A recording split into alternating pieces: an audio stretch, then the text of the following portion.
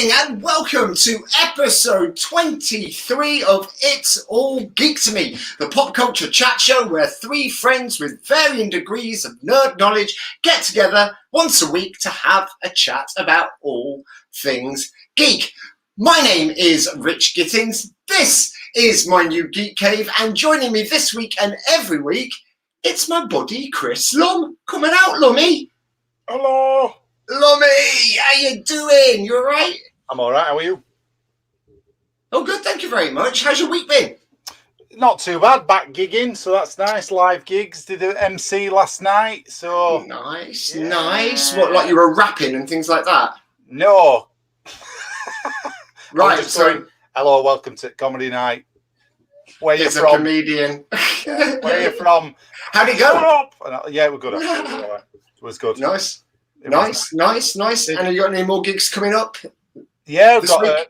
tomorrow. We're in Leeds. We're doing comedy checkout improv show. We're doing 7 Arts tomorrow night. Then Friday, Nice. Bradford. Saturday, Harrogate. Wow. Sunday, we're doing the improv courses. Wowzer. So after sort of 16 months of not being able to work, suddenly you are back gigging with a vengeance, aren't you? Yep, it's all back. Is it like falling off a bike? Is it you just get back on and it's absolutely fine? Or I think so. Yeah, it's a bit.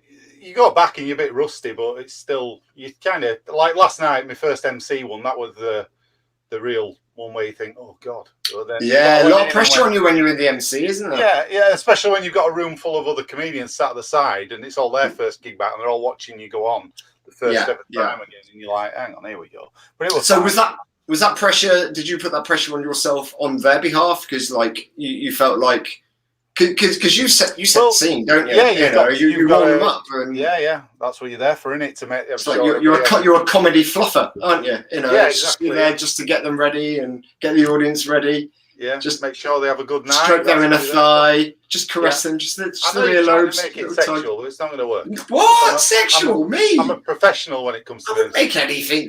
Do I look like I could make anything sexual? Look at the state of me. You're right. Oh, cheers, Lummy. We had fun earlier. I saw a bit of leg though then. Oh, yeah, I'm wearing shorts. It's a bit warm, isn't it? I am as well. Yeah. to be honest, I say shorts, boxer shorts. No, it's warm, isn't it? It's sticky. Get those knees out. I've got a fan. I've got a fan on down there. Just a little oscillating fan, just keeping my ankles warm. Well, you got to have one, haven't you? Cool, not warm. Cool. Although it's hot, so it's probably just making the warm. It's just that's how hot it is. We've got some people watching, by the way. We've got some hello, folks. How you all doing? Well, do you know what? We should probably introduce our other buddy. I think we've delayed enough. I think he's probably eating his jacket potato now, I reckon. Can you see him in his little window there? He's having a cig. He's having a cigarette? Yeah. What the hell? Well, do you know what? Let's bring him out. It's Nathan Webb. Of course I'm having a cig. I've just had a delicious jacket potato. Yeah, a post. And I've just eaten it in one. Honestly, trying to rush. I left the salad. I just thought the salad, yeah. To be honest, we saw him before the show. He sat it on a stick like a big toffee apple, and he was like, just eating it like that. It was, you know, guys. Yeah, a bit of a stressful one. Hey, Big T, how you doing, buddy? Welcome to the show. And just before we get to you, Webby, welcome to everyone. Welcome everyone to the show. Please join in, get involved in the comments. It's nice to make your acquaintance, those of you who we've never met before. And hey, Martin, how are you? Evening, Martin. It's nice having regular viewers, isn't it? We've got one of your favourites, Rich, as well. We've got your fan who's come on. Peeky boo. There you go, a little bit of knee. Hey up, Days. Dude, she's your sister, man. What's worse than that is at least you guys put boxer shorts and shorts on. I'm totally naked. Oh, you know what's worse than that? We kissed once. So how's your week been, Webby? What have you been up to? It's been actually all right. Yeah, it's been okay. We I don't know if we're allowed to say. We had an interesting Friday, didn't we? We did a. Well, I was about to actually say that earlier on. Yeah, we met up midweek to pre-record a show just in case. You know, with Lummy getting so busy now, and Webby obviously having a kid, and me potentially, hopefully going back to work. So we pre-recorded a show for a future episode. And it was fun, wasn't it? It was It good. was fun. Yeah, it was a bit weird because there were no audience, so all these lovely people who come in and chat weren't there. But we had a laugh, didn't we? It were all right. Yeah, it was a giggle. Bear in mind, audience, when you do watch it and you comment and you don't get a response, don't be angry, don't be upset. It's just we can't try to time travel. What we will do in that show is that an older version of us from now, an older version will be online. A future version of one of us will be online, and they will be in the comments having a chat to you as well. So that we'll make sure that you know. Oh, they're already turning on us. Look. Oh Jesus! Oh yeah. Well, no! Wait! It's just it means we can include more things in it as well because we can edit some stuff into it and hopefully make it a bit more of a sort of an action-packed show. Yeah, maybe we could host the that show as Doc Brown or Marty McFly from the future. I've come back to tell you, your kids. Hey Dad, what are we doing with this show? That's like Friends without the claps, as if Daisy would know what it's like to not have the clap. Okay, so all Daisy's friends have got the claps. Just lost the viewer. So speaking of Webby eating his jacket potato and eating it, just ramming it down his face, it's just because the internet lasts forever. We're going to be wishing a very, very special happy birthday to one of our community this week, and it's to our geek in training. It's Robin. It's his birthday tomorrow, isn't it, Webby? It is, yeah. And by the way, I probably should honourably mention that it was my mum's birthday way before it was Robin. So if she's watching, she might be a bit pissed if we miss her out. But yeah, our little man on the street, our geek on the street, our geek in training, is turning a big 4 tomorrow. Can't believe it. Look at the little monster. This is my favourite series of photos. He must have been hungry. It's like he's half man, half sandwich. Yeah, I can't tell if the sandwich is eating him or if he's eating the sandwich. That is a look of pure delight, though. Look at his eyes. He's just like, that is the best thing ever. Sometimes when you're a parent, you forget to feed your kids, and then when you finally put food in their face, that's kind of what it looks like. It's like me with that jacket potato a minute ago. Okay. Yeah, look at that. Oh, he's a super dude. He really is. Yeah, he is. All the geek outfits. Do you know what? He asked us for that Spider-Man outfit, and he hated it. I had to beg him to put it on. Is that because it didn't have web slingers? It wasn't real. Yeah, that's it. It didn't climb up. This is how angry. This is how angry he was. I was just lucky. Yeah. Then he wrestled me. Yeah, he just kicked your dick off. He did. He knocked me up. Oh, bless him, little Robin. And there are a couple more photos to come of Robin a little bit later on as well. Ooh, teasing us. I see him all the time. You get over it. Asked what he's reviewing next. Oh, that's a good question. That's a big confirmed. Yeah. Does he want to go to the cinema after his last outing? He didn't seem very happy about it. Yeah, he's a bit odd like that. He doesn't always like kids with superhero costumes. You'd think, yeah, this is a shoe-in. Do you know what I mean? But it surpasses your expectations quite often. Take me next time, Webb, then. And I will. I know you appreciate it. Yeah, I'd appreciate it. Yeah, I'll dress up as Captain America. Yeah, and Lummy likes to hold your hand all the way through, just in case the movie's scary. No, that's all right. Yeah, you do. It's all right. Don't be shy about it. All right, I do. Yeah, I know. So yeah, that's it's been an all right week. We've had a bit of fun. We're gonna have a big family day tomorrow with the birthday extravaganza. He's got some absolute. I'm going to keep this on the DL on the down low. That means. Okay. It's got some absolutely amazing geek presents. Amazing. Like what? Well, because I got one for my birthday, I think he wants a Ghostbusters car, so we've got him the Ghostbusters Playmobil. Try to say it quietly, just in case he's standing outside listening. He's got some absolutely fucking amazing Spider-Man Lego that comes with Dr. Octopus and Mysterio. There we go. See, they know. Don't give the game away, Big T. Don't give the game away. And yeah, this is the kind of shithead I am, I said to Joe a couple of weeks ago, well, maybe I should build the Lego before his birthday. No. So he doesn't have to watch me build it all day. So I can actually play with him. So we built it. We built it all. When did you build all that? Past 2 nights. We built all that and wrapped everything and built his Ghostbusters car, put everything together. The only 2 things we haven't built, he's got 2 little... well, you got him one, Gittins. Spider-Man. There's a Spider-Man robot. You get the figure, but you get a robot suit. And he's got an Iron Man one. We haven't built them yet. Okay. We didn't. We ran out of the time. thing is, I mean, here's some pictures of Robin playing with some Lego with you. This is some good quality Daddy and Robin time playing with the Lego on, and I'm like, what are you doing? So disappointed, Robin. I know. I mean, you do have quite high expectations when it comes to the care of Lego and how quickly people put their Lego sets together as well. You know, how long it remains in the boxes. Yeah, when I watched the Lego movie and realised it was a true story, it was a bit of a horror movie, that film. It is. Yeah. They need their own Lego. Have your own Lego. Don't touch my stuff. Well, anyway, if you want to wish Robin a happy birthday as well, drop a little birthday greeting in the comments below for Robin. I'm sure when he's 18, he will love being embarrassed by this video on his birthday in front of all his friends. Hopefully, he'll have learned to read by then as well. So a bit of read your comments, guys. Read them all. Look at that. Have we got anything going on in the news? Any news going on this week? What's going on? You were very excited about the news, didn't you? We've gone through a bloody fallow period, haven't we? There's been nothing really worth reporting.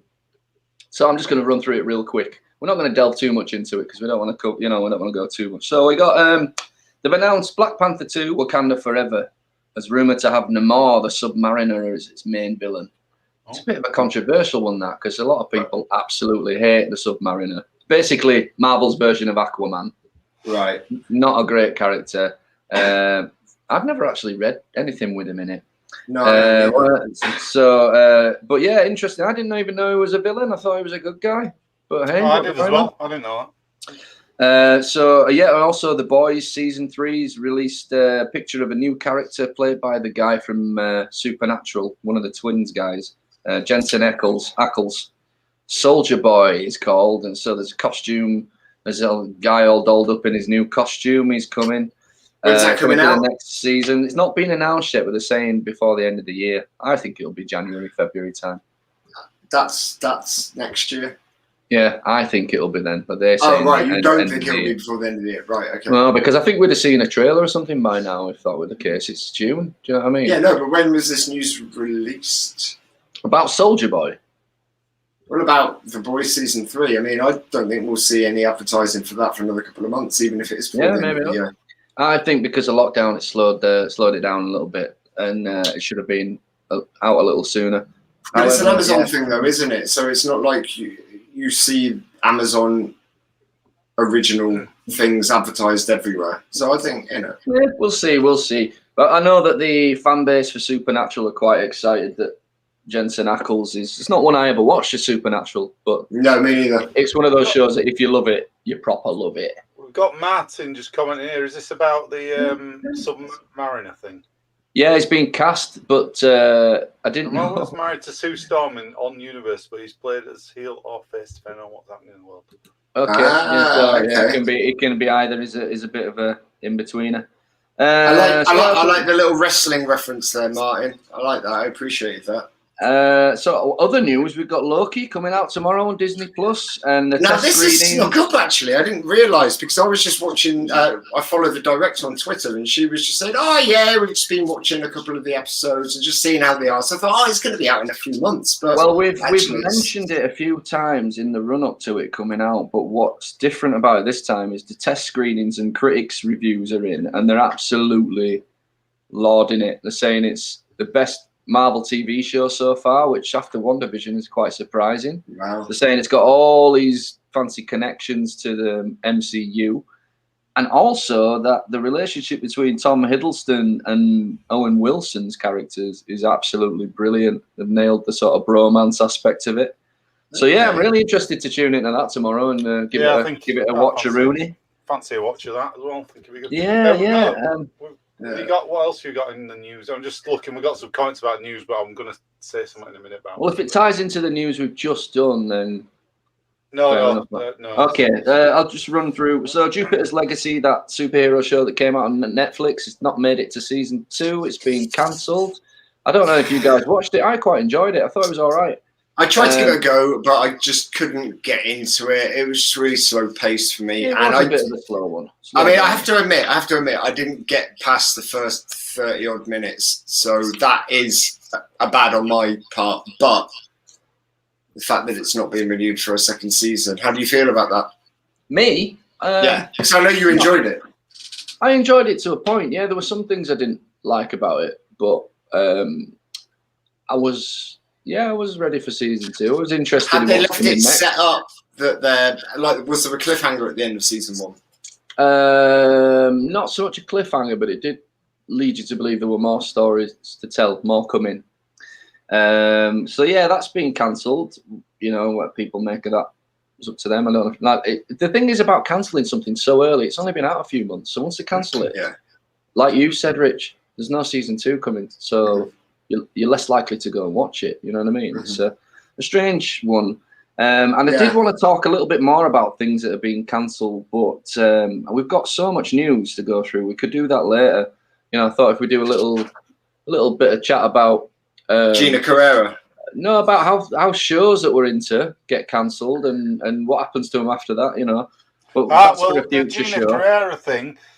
Just very quickly, apparently she's coming back because Lego stopped making the set with her figure in, and then it's coming out again. From what I read yesterday, there was no intention from Disney of rehiring her at all. Really? Yeah, that's what I literally read it yesterday. That. Yeah, but this is the internet, man. Who knows? Who knows? So, yeah, also, this is quite interesting news. Marvel announced this week that they're killing off Doctor Strange in the comic run. They're doing a 5-arc comic run called The Death of Doctor Strange. And that's really crazy. That has been a very, very long-running character. So I don't know if they're going to bring him back as a woman or they're going to mix it up a bit. So nobody really dies in Marvel anymore. Yeah, and it's the comics, so it might not necessarily translate to the MCU that we're watching, you know. Well, I mean, if it does, it won't be for a while. Yeah, it won't be till after the next movies come out, at least. What else we got? Quick comment on Jupiter Legacy there. Look, I've read Jupiter's Legacy in New Yeah. series. Okay, yeah. That makes sense. That makes sense. So, so just to explain to you guys what Martin's on about, the first season's pretty much about how the original group get together, but also touches upon them in our timeline in the future. They've got kids, and the kids aren't quite living up to what they should be. There's all these dramas and stuff. But yeah, that makes total sense that they devote the first season to the adults, and then the kids in the next series, and then but yeah, I mean, the only way I guess to find out if you would be excited to see the next season is to watch it, see what you make yourself. But like you say, you're not going to do that when you know it's cancelled already. No, it's a strange one. It's a strange one. So yeah, and the other thing is, this is doing quite well on Netflix at the minute. That the adaptation of Sweet Tooth, the comic, came out yet. Now I've not had time to watch it yet. I fully intend to watch it, and I've got a feeling I'm going to love it by the trailer. It looks like my kind of thing. I started watching it the other night, actually. It looks beautiful and really, looks like it's going to be really good storytelling. It's got a few people you might recognize as well. I think, is it I can't say his name, Zaron Zaxos, whatever he's called from Game of Thrones, isn't it? Zardos. What? Yeah, that's it. Yeah, we'll go to the person that's never watched it. Well, how do you pronounce that again, Lumb? That's that Sean Connery Zardos. film. Is it Zardos? That Sean Connery film. Have you ever seen it? Check that out. I ain't even seen Highlander. No, I find that really bizarre that you've never seen Highlander. I think it just missed me. I wasn't old enough when it came out to watch it. It was like a 15. From what I remember, it came out younger than later. me. You're a year younger than me. I don't know when you watched it. I don't know what your parents allowed you to watch. I was only allowed to watch good quality Christian programming as a young. That's total bullshit. We've got a comment here from Terry. Terry. Right. Terry. Like watching Ragnarok, the Nordic series. So I was asking Webby about this a couple of months ago.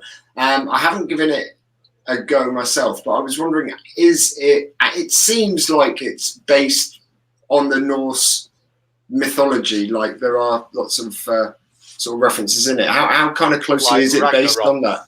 Yeah, but it's set in a town of Ragnarok. That's the thing. So I was just wondering how closely it follows it. But yeah, I'm looking forward to giving it a I go. don't know, but what I do know is out of all the Viking-y wannabe Game of Thrones, Sparta type shows, this one is like highly rated among people that are our peers. Do you know what I mean? And I've tried stuff like Sparta or whatever it was. What the Spartan one that came out, Spartacus one that came out, and I tried Vikings. I just didn't get on with it from the get-go. But apparently this one's done with a little bit more oomph. And that's about it for the news, except for Yeah, I know, mental, right? Absolutely mental. Yeah, it is. We've got to do a little sort of standalone episode, a little short one where you watch Highlander and you give it a review, Webby. After all this time, I know it's going to be shit. I know that it's going to be shit because it's not 1987 anymore. Still an iPlayer Web. Give it a go. I prefer. No, it's not. The sword fighting's pretty shit. Sorry, I prefer There Princess could be Bride. only one Highlander. It's a good classic Connery. Come on, get it watched. I don't rate Connery. Never have done. Is that your news? I think he's a crappy actor. Sorry. Yeah. I'm not a Connery man. News just in. Webby does not rate Connery. Yeah. One more news, and it's a good news thing, I think, and that's that Zack Snyder's denied rumors that he's involved with Ghost Rider the reboot, which I'm quite relieved about because I think I've my fill of this slow motion motherfucker for the time being. It's just get on with it, mate. My film's 3 hours. No, it's not. Rob no, it's not said, 3 hours. You talk shit about Highlander. I didn't. I talked it about Connery. Is that all right? Oh no, he's dead, so I'll probably get some shit for that as well. I speak ill of the dead, Webby. You Highlander hating son of a bitch. Yeah, it's just something that's never really appealed to me. In a nutshell, right? Cancel culture. Look at it. I thought that said not rating the big C then. I thought I said not rating the big C. Yeah, but, I don't rate cancer either, Martin. I think that my impression of what Highlander is probably more interesting than the film itself, because I've just got an image of time travel-y, weird sword fighting Scottish people or something. Yeah. Christopher Lambert doing a terrible accent. Is that right? He's already got a terrible accent. He doesn't have to do one. Well, he's got a French accent, but in this, doesn't he explicably try to do some Scottish accent or something? Memoriam, I don't know. Saying everything. Oh, sorry, guys. It's because I rushed that jacket potato. I'm sure. You can't blame the jacket potato. I do. On you being speaking ill of the dead. On for Red October. Do you know what? I can count the number of Sean Connery films that are passable in my eyes on like one hand, and I don't think it's his fault. I just think he picks really terrible movies to be in. Not anymore. The Rock. I like The Rock. The Rock's all right. Womack, I might have known it was you piece of shit. He's all right in some of the James Bonds. He's all right in those. James Bond. And he's all right in Indiana Jones. Speaking of Indiana Jones. Yay! Good segue. Good segue. Well. Everything's been filming this week up in Yorkshire. Near us. Lumb's been up to Barnstable Castle with his telephoto lens. I didn't go. I respect the movie. I'll let him do it. I thought about going to get us a report, but I thought, do you know what? I don't want to get parcelled in with those people who hide in bushes with long lenses. Can we also just clarify that it's not Barnstable? I know, I know, but I think it's a running joke. People are going to get offended from Barnstable. Wasn't this a running joke from the pre-recorded episode? Yeah. Right. So nobody's got any idea what's going on. Bamburgh Castle. They're filming on the railway, which was used for Mission Impossible last month as well. So obviously, North York Railway, they're filming everything up there. Do you know, 20 years ago, we'd have been straight up there in your car trying to find Harrison Ford. We've got old. We're losing it. You know, we've lost our youth. You just don't want to come across as an arsehole, do you? You know what I mean? Yeah, but what's the worst that's going to happen? He punches you, and then you can say to everybody, Harrison Ford punched me and he's actually really good at throwing. He's not just acting; he really is. He's a good puncher. I'd rather be in it. All right. Well, I'd rather have a part in it. I want to be. Would you rather replace him without him noticing? Just being just doing like a one-liner or something, or stood in background. It'd be cool, wouldn't it, to be in one of them? So while you definitely weren't in Bamborough Castle taking photographs of Harrison Ford, do we have any footage of Harrison Ford at Bamborough Castle? We've got some photos. This wasn't at Bamborough Castle. You definitely didn't take. I didn't take them. You definitely didn't take these. These were in a paper. Oh, yeah, as if I'd have been able to take these. There you go. So there he is in his gear. And on your right, you've got Kathleen Kennedy, who destroyed Star Wars. Left. That's not a great sign, is it, that she's there? She could easily destroy India as well. She's like, I'm not done yet, motherfuckers. I'm going to burn it all to the ground.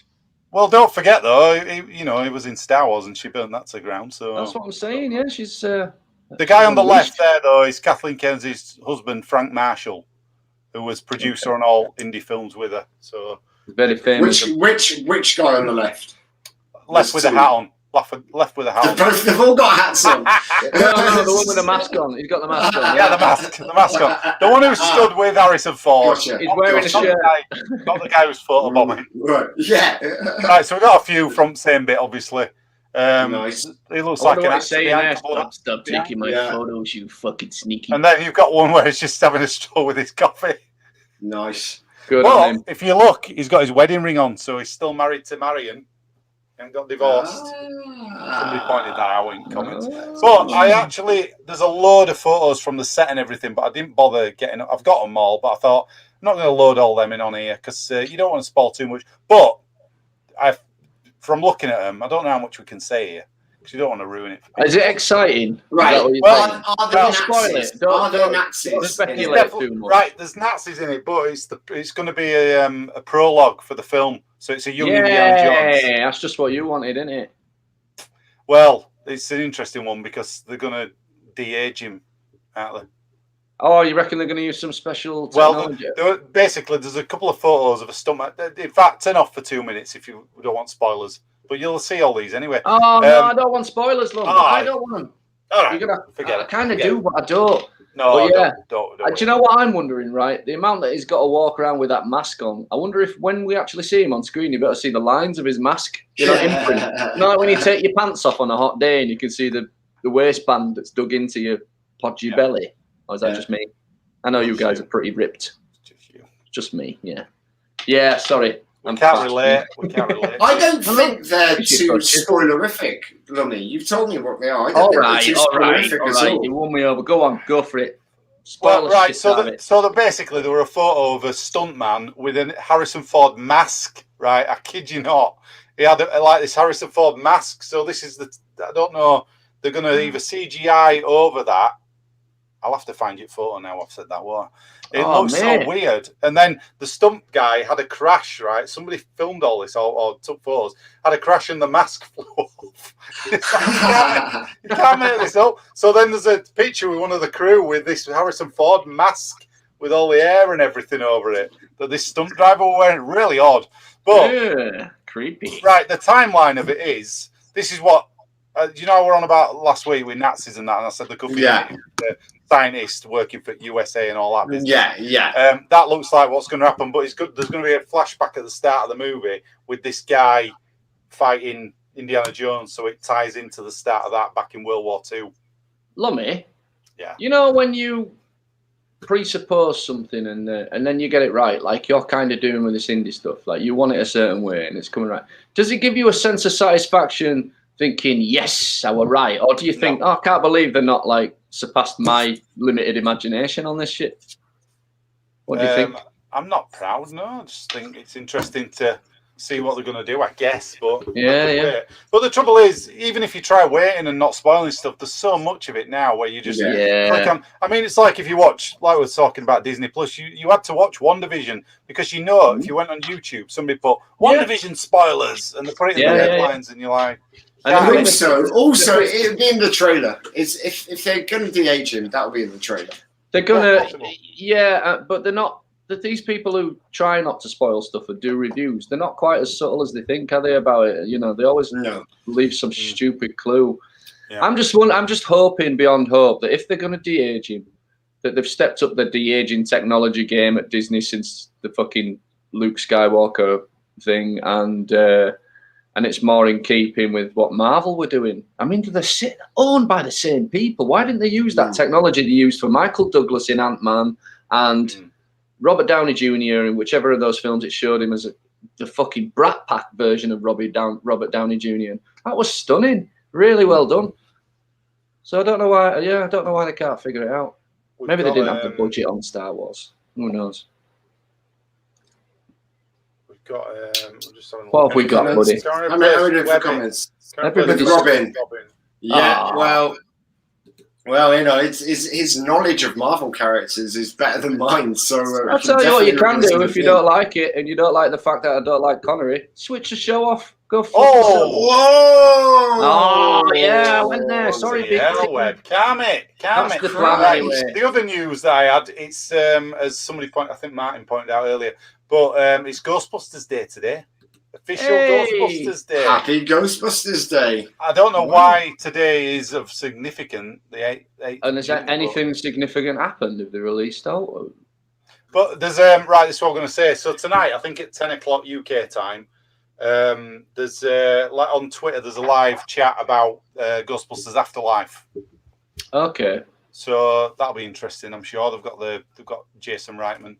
So basically, you've got to go by at least 10. So you can watch that. I'm only going by 10. Don't you worry. Interesting. I'm glad that you said that at least something's happening, because in my mind, it's like some guy just went, "Guess what? June the 8th is Ghostbusters Day," and everybody went, "Yeah, all right," but they didn't actually. The studios didn't back them up on it. There was nothing actually planned. Yeah. But yeah, I hope they release a proper trailer now. I'm wondering if there'll be another trailer. Yeah, makes sense, doesn't it? But I also wonder if that was the trailer that we got because it was due out, wasn't it? They didn't have a plan to put together another trailer, so maybe they are just going, you know what? We're not going to. I mean, you don't. What thing is? Again, we were just talking about it. You don't want spoilers. I don't want to see a trailer with Bill Murray and Dan Aykroyd in it. Listen, they're so unsubtle about it. I'd rather go in. They are so unsubtle about this stuff that, again, they think they haven't given you anything away. But watch that first trailer again from last summer. There's loads in there. You get a real good feel for what's going on. I'm just wondering, though, if that original trailer has changed. You know, we keep watching trailers from, like, Star Wars. When we're doing our retrospectives and we go back and watch a Star Wars thing, and Lummy will be like, look, this were in the trailer, but it were never in the movie. I wonder if it's going to be a case of that. Like, they've had so much time in between the trailer being released when the movie was nearly finished. Yeah. The movie's been finished for quite some time, hasn't it? So I wonder if they've actually gone in and jazzed everything up. Maybe. Who knows? I'm pleased they've got. I mean, they're kind of using the score that were in the first movie a bit. You know, they're kind of evoking that a bit. So that's nice. Yeah, that's great. It's a great score. But we'll see. Well, we'll see. There might be some announcements time. There's games thing soon as well in the E3. Yeah, there's supposed to be showcasing the new Indiana Jones game, just to go back to that. And I tell you what else, there's a massive rumor that they could be sneaking GTA 6 in there as well this year. Really? Yeah. Really? It's not been confirmed at all, but that's what I read today. That it's heavily rumored that GTA 6 might. I can't see that. I can't see them doing a GTA 6 for another year or two. They're still making so much money off GTA 5. Yeah, but they could have had a trailer for GTA 6 for years. It's just a trailer. Do you know what I mean? So yeah, who knows? Because all they have to do is. Sorry, go on. The amount of things that Rockstar have been working on and stuff, and the amount of content that they're still releasing for GTA 5, I can't see them doing anything for another couple of years. I mean, what is it? So it's sold more copies than the Bible. GTA. It's insane. Yeah, absolutely crazy. No, sorry, it's sold more copies than any other media, than any other medium, other than maybe the Bible. It was something like that, but it's just the world's most popular, biggest selling thing. It's insane. Bible at the time, wasn't it? Yeah. It was quite big, yeah. And all those hotels, hotels buy. I mean, do you think hotels buy them in bulk? Or does they go around and buy lots of individual copies of the Bible to leave in there? Do you not? No. You've not been to a hotel where they leave a Bible? You've never seen a Bible? Loads of hotels where it's my favourite place to choose.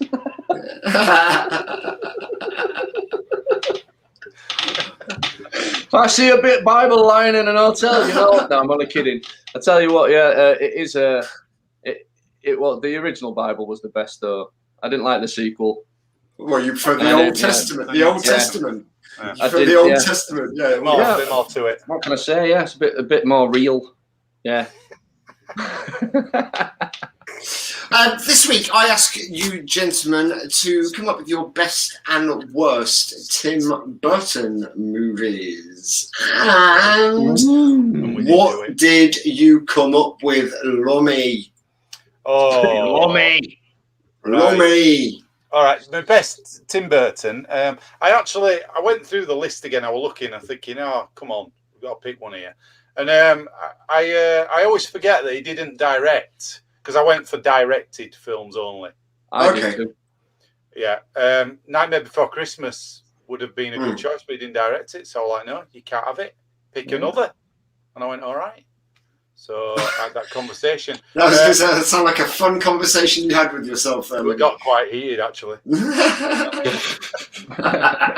Are you talking to yourself again yet, though? Yeah. Have you made up? Yeah, I'm all right now. Oh, Beetlejuice I went for, my favourite. Nice. Beetlejuice. Don't say it 3 times. I didn't. I just said it twice, just in case. But if I say it again in a minute, that don't count. It has to be 3 in a row. It can't be 2 and then 1 5 minutes later. Is that the rules? I believe so. They were the rules for Candyman. I'm pretty sure they're the rules for Beetlejuice. So we also said we weren't allowed any Batman films because we covered Batman, didn't we? Mm-hmm. We covered it pretty well, yeah. Covered it with a big fat blanket. So what is it about Beetlejuice? Why? I've actually never seen Beetlejuice. What? I've never seen Beetlejuice. So you feel a little shit about what? That's fucking. How can you call yourself a geek? Get Martin's comment back up. Where is it? What? I tell you what, Sean Connery's not in it. It's pretty good. I like Tim Burton and I like Michael Keaton. I'm not saying anything bad about anyone. I just don't. In this film, then. Just haven't seen it. Just haven't seen it. I was good. I just never watched it. I wonder what you'd think of it now because it is. I watched it recently. It's it is a bit really dated and really. There's a lot of stop motion and stuff in it. And yeah, it's an interesting one. I'd love to see what you think though, because Michael Keaton is playing a character you've never seen him play before. He's completely out there. I know. I've seen enough of Beetlejuice to know what it's about and what it is and what I'd be watching if I were to watch it. You know, I just haven't watched the full film. Same with like Drop Dead Fred as well. I didn't watch that, which was kind of like the English version of Beetlejuice, really, wasn't it? It was kind of, yeah. It's just like slightly different premise. Because Drop Dead Fred is about a girl who grows up and her imaginary friend. An imaginary friend comes back to hang out with the Beetlejuice is about a. What is he? Is he? Well, he's a ghost detective or something, isn't he? He's a. I haven't seen it for fucking ages, even though I said it's my favourite. Okay, it's gone. Oh, just 1 sec. What's happening? It's all right. Don't worry, boys. It's all right. Keep talking, like, buddy. What was it? He's the guide to the. No, he's not the guide to the afterlife, is he? Mm-mm. That's the name of the handbook that they get. The handbook for the recently deceased. Right. He is. Oh God! They look in the paper for him. He's got an advert, and I can't remember his exact. Oh right, isn't it? They want the people out of the house, don't they? They hire him to get rid of them out of the house. God, I can't remember what. I can't remember exactly what it is. But it's twisted. It's glad you chose this as your favourite, Lummy. No, we're just trying to remember what Beetlejuice's actual job is. Why he's in the movie. I know it sounds stupid, but he doesn't just appear. They hire him. Yeah, they hire him to get rid of to haunt the house, don't they? To get rid of because they can't do it. That's it. They try, and they can't scare these people out. For Gittins' benefit, so basically. Alec Baldwin and Gina Davis live in a house. They haven't got any kids. They find themselves dead one day and they're in the afterlife. And then an obnoxious family of twats move into their house. And they're trying to get them out and they're trying to scare them in every way possible. And these guys aren't budging. They can't see them. So they need help. So they find Beetlejuice to help them push the people out. And Winona Ryder's the daughter of the family and she can see them. She can commune with the dead. She knows they're there. and she prefers them as her parents. This couple, because they're a really nice couple. It's all right film. It's interesting. I always liked the miniatures in that, Lummy. You know, that little town they've built. Yeah, I think the miniatures are on point in that. Terry's put this. He's the guy that hooks the dead, but not gone into the dead world. So yeah. So people who haven't, so their spirits. They haven't crossed over yet to wherever. Yeah. Beetlejuice and Joe Rich, very fun movie. Yeah, it's fun, and it's one of Tim Burton's first films, and it was before Batman. So yeah, I think it was. His first film was Pee-wee, wasn't it? Pee-wee's Big Adventure. Yeah. Now, if you've ever seen his first film was a short of Frank and Weenie when he was working at Disney. So that's the thing. So he'd gone and studied at Cal Arts. And it was a brand new course that that had just started. And I watched him do an interview where he was saying that actually they were just giving away scholarships because it was a brand new course. And actually he would have never have been able to afford to go to a school like that. And when he finished there, he got a job at Disney at the age of 20. But he'd had a really troubled life. His parents were arguing all the time. He was really into Hammer horror stuff. And, you know, he was kind of just a bit of a loner when he was at school. He wasn't like a big, the most popular Basically, kid. His entire film career backs up the kind of character he is. He is that original kook. And he was sacked from Disney because he was too fucking kooky. He did animation on with Henry Selick, the guy who ended up directing Nightmare Before Christmas. He did animation on The Fox and the Hound. Was the last project he worked. He was actually an animator on that before they got rid of him. They didn't really get rid of him. They sort of displaced him to another department where he could just do, tinker away and. It was also the fact that they thought his stuff was too scary for kids, and it's like, what? Are you kidding me? Have you seen Dumbo? Have you seen Bambi? I mean, there's a lot of like death and terror in a lot of those films. Kids love nightmare shit. You talk to it's like he thinks the studios have forgotten what it was like to be a kid, and they're just thinking of the newspapers and what they'd say and the bad press. They only relate to the mainstream kids. They forget about kids like him, kids like us, because we are those geeks. Do you know what I mean? We are those ones that were slightly different, and we watch stuff like this. We weren't straight up mainstream people. You know what I mean? No, but I do think all kids love nightmares and a bit of blood and gore and poo jokes, and do you know what I mean? All kids like that. It's just that it's conditioned out of them not to, and because they're mollycoddled. And it's I remember working at a naughty boys school. It was a school for kids who couldn't go to normal school because their behaviour was too bad. And these were primary school kids where we were taught to restrain the children in a very safe way. And be like, I know it's crazy, man, but these were really, really troubled kids who, if somebody said your mum, just in general conversation, it's very likely one of the kids would just pick up a pencil and try and stab the kid next to them. Is that a case of too much Tim Burton or not enough? No. What I'm saying is, no. I don't think because there was a kid there. Obviously, I'm not going to use any names. He was the most. He was a Tim Burton. He was one of the most creative kids. You said you weren't going to use any names. I didn't. What? You called his name was Tim Burton. That's a coincidence. His name was Tim Burton as well. His parents were he was so creative. Jim Merton. He was such a creative kid. But the reason I was going to mention that place is because the thing that we were always taught was whenever you're doing anything, just imagine if the news of the world were to come through, report from the news of the world and take a picture of it, how would they manipulate that story? And I think it's the same. I think the studios have the same feeling when it comes to releasing material for kids. I think they're worried that the media are going to sort of have a field day and sort of make them out to be the people that are corrupting children's lives and things. Now, this is why somebody like Tim Burton is quite important to the lexicon of all the movie things. Exactly. Because you've got options because of people like him. You've got people that are directly influenced by him. And the world's a little bit, ironically, I'm going to use the word colourful, but I mean black and white because that's the only colours he really works in. But yeah, it's a little bit more, there's a bit more option. Frank and Weenie, that short film that he made with his friend, got re-released as a full-on movie, an animation, a couple of years ago. Yeah. And it's a really twisted story, you know. But I think the original one is really beautifully done. It's really cheaply animated. But he managed to get Vincent Price to do the voiceover for it, so it adds a lot of weight to it. It's only about 15 minutes or something. Yeah, it's really short. Didn't he have a, correct me if I'm wrong, Webb, you'll know this, but he had a relationship, didn't he, with Vincent Price, like the one in Ed Wood? Yeah. So, right, in the film Ed Wood, the character Ed Wood goes and finds Bela Lugosi, who's now in retirement. He no longer acts. Nobody wants him to work with him. He's a bit temperamental, a bit of an alcoholic, and he's old.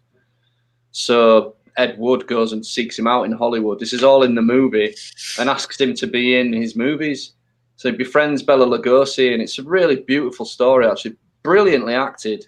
I can't remember who plays Bela Lugosi in it, but he won an Oscar for it, I'm sure. He might have won an Oscar, might be making it up. Because he'd made Frankenweenie, was the reason why other studios were able to look at a body of work that he had and be able to give him some jobs like, you know, Pee-wee and things like that. So what was your worst Tim Burton, Lummy? Right, okay, easy for me, this one. Charlie and the Chocolate Factory. Oh, yeah. I disagree. I have to disagree with that one. Do you know why? You're entitled to your opinion, Webb. No. I mean, I honestly, because I thought it was going to be absolutely horrible, and for me, it was actually closer to the book than the original one. And I know that's sacrilege to say, and I've already taken some shit on the chin for Connery tonight, but Gene Wilder. Shit on the chin? Shit on the chin, yeah. Somebody's throwing shit all over. I thought that was chocolate. But Charlie and the Shit Factory. The problem I've got with Willy Wonka is the same problem you've got with Charlie and the Chocolate Factory. But Roald Dahl hated that original film. He fucking hated it. He thought they butchered it. But yeah, well, that's from a purist point of view. I think the newest one. I'm going by entertainment factor though, not purist to the book. Yeah, I quite liked it. I like the books when I was a kid as well. I liked all that. But I know it's a controversial one though. You know, I know a lot of people didn't like it. What was it you didn't like about it? I just think Johnny Depp's performance as Willy Wonka, it was terrible. It was just like, it was like Michael Jackson, wasn't it? It sounded like Michael Jackson. There was something Wacko Jacko about it.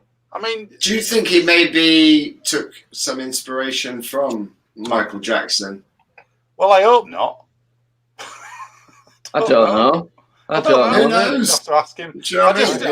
Well, again, there's another bit as well in it where I thought, this, correct me if I'm wrong, this surely isn't in the books, where Willy Wonka's dad was a dentist who didn't let him eat that's all shoehorned in. Do you know why? That's just to get Christopher Lee in that movie. He wanted him in it. It was just like, yeah.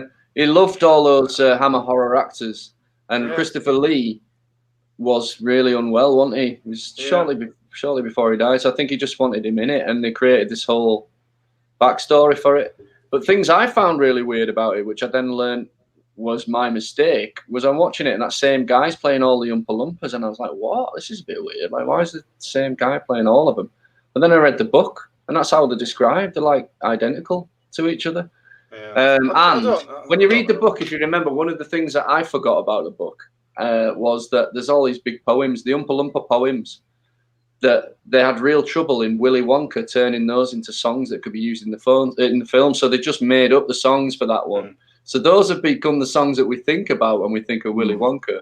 But in this version, they really attempted to get those original poems into the songs. But the weird thing is, they're not like metric. They don't meter out. You know, they don't meet the beat of the rhythm of the words and stuff. It's really strange. You can tell the poems sort of shoehorned in because they don't rhyme. It's really weird. I mean, Gene Wilder's got some pretty big shoes to fill, hasn't he, as well? Gene Wilder, don't get me wrong, I think his performance in Willy Wonka wonderful. Is excellent. But the movie itself, I think, is quite dated. I think some of the kids in it are bad actors, and, you know, it's a bit... I always stuck in my craw a bit that they put stuff... It's a bit like The Shining. Like, they put stuff that's not in the book in there, but in the new one, they put all the stuff that you'd forgotten about. And do you remember the Indian prince that wants Willy Wonka to build his house out of chocolate for him? And he's like, well, it's going to melt in the sun. And he's like, no, it won't. Don't worry about it. So what? Just build it. And he builds it and it melts. That's all in this film. I think I liked that. I like the aspects that it took aspects from the book that had never been done before. Well, they kind of had to do that. But you can, whichever one you like is fair enough. But for me, I like both of them. I think where I am with them is I kind of mediocrely like both of them. I didn't really have a problem with either of them. But I was surprised that I preferred the newer one. Yeah, Sean Connery. He could have nailed it. He could have done. Come into my chocolate factory, Charlie. Come with me and you'll see. Your imagination. Cool. I've got big team Oreos as well. Go on then. With pants, no charm to it. Maybe that's maybe I think that's the thing for me. Yeah, Gene Wilder Gene Wilder in that film, it really it's full of wonderment. He sells it, he doesn't come out. I think it's that thing in it of trying not to come across creepy, and Johnny Depp does in that version. He's like, you'd think. I think that's a deliberate choice though, because he's in the movie so much. There's no way they couldn't address the fact that he's creepy. Because Tim Burton's creepy. He wants to creep you out. He wants to be Mr. Creepy. Oh, look how creepy I am. Factory, a wholesome family entertainment film. Dude, the book is creepy as shit. Yeah, Willy Wonka is not the hero of the fucking story, dude. He's a psychopathic nutcase who never comes out and is only interested in making chocolate and candy, and it's a weird story. And that's, I think, as well, why they tried to explain it with some backstory with Christopher Lee. You don't get a backstory in the book. There's just a nutter living in the town who makes chocolate. So I think to try and give you a bit of sympathy for Willy Wonka's character, they put this whole backstory in where he's got exactly the same haircut as he has when he's in his... I mean, if you're going to go dark, though, why don't you have kids' heads lobbed off and stuff then? Go the full dark instead of... Is it not dark enough for you? No, well, decide what you're doing. You know what I mean? Maybe so. I think Come on, Tim Burton, put your balls on the line. Get what's he called? Him who gets sucked up in the tube. Augustus Gloop. Yeah. Right, get him sucked in a thing and his limbs start pulling off. You know what I mean? Let's really go there. And then Chocolate River runs red. You know what I mean? Yeah, I know what you mean, but also the book is scary when you're a kid. I like the bit where the dolls set on fire. That bit were good. You know, where they're singing and they all started on fire and he went, that in Back to the Future, I can't remember. Oh, I know what you mean. Yeah, when they get to the chocolate factory and he opens the gate and they come in as that Willy Wonka. And it sets on fire. Yeah, that was quite. You don't need to watch 2 hours just for that bit. No, that's it. That's the best bit. You're right. I really liked it dark and creepy. No, you didn't. Right, yeah, but from my eyes, from where I'm standing, I know that when I come to read Robin that book in a few years, he's going to be terrified of getting sucked up a chocolate pipe or turned into a fucking blueberry. It's pretty scary stuff. Do you know what I mean? All right. Thank you. Anyway, that was my choice because... Thank you very much, Lummy. That certainly sparked a lot of debate. And ladies and gents, please let us know what your best and worst Tim Burton films are. Leave a comment down below. But Webby, over to you. What is it, your best and worst Tim Burton? Well, similarly to Lummy, I did spend a bit of time pondering whether to pick Nightmare Before Christmas. But I was surprised that you didn't pick it, but yeah. Can't have it. So I went for my opinion. It's not really Tim Burton that makes this movie work. It's the music. I went for Sweeney Todd, and love it or hate it, man. I love the fucking music in this film. I love the songs. Great. It's beautiful. It's dark. It's weird, but it makes sense as well. It doesn't alienate you. And I've never particularly been interested in the story of Sweeney Todd. I think it's a bit of a one-trick pony sort of thing. But they made it watchable. They made it interesting. I'm not... Oh, God, I'm going to get myself shot down again. But I'm not a massive lover of Helena Bonham Carter either. I find that 9 times out of 10, she annoys me in movies more than anything. But they made a really good choice for Mrs... what's she called? Mrs... Oh, shit, I forgot her name. Grubbins? No, Mrs. Biggles, no, Mrs. I can't remember her name, but anyway, Mrs. Lovett. That's it. Mrs. Lovett. Mrs. Lovett has a pie shop. Of course, Mrs. Lovett's pie shop. Yeah. Originally played by Angela Lansbury. Angela Lansbury. Yeah, man. Yeah, Mrs. Lovett has a pie shop. No, do your Angela Lansbury. Oh, here we go. But yeah, absolutely love the score. It's not a bad film. It works for me. I like to watch that one every so often. I just love the score. Films like that, for some reason, just sweep me away with the music. I like Sacha Baron Cohen was brilliant in it as well. Absolutely fantastic in it, yeah. Alan Rickman as well, isn't it? He's amazing. Yeah, he's great in it too. That duet that him and Johnny Depp do when he's getting his shave with the pretty women, it's amazing. They've got this like crossover harmony and they're singing over each other. It's beautifully done. It must have been a proper head fuck to learn it like that, to learn how to do that. Do you know something about this film? That one at crew left a polystyrene cup on side at thing in one of the scenes, side at like the place where he's, where he has his barber chair, like a coffee cup, like a Starbucks thing or something. Yeah. Cup on the side of the thing, and we're in there. Yeah. I mean, standout moments for me are the Sacha Baron Cohen snake oil guy selling his elixir. It's a brilliant song, man. Brilliant. Whenever I try and sing it, or whenever I try and watch it, and I'm trying to mouth the words along, it's a proper tongue twister, and it's got some really impressive bits in it.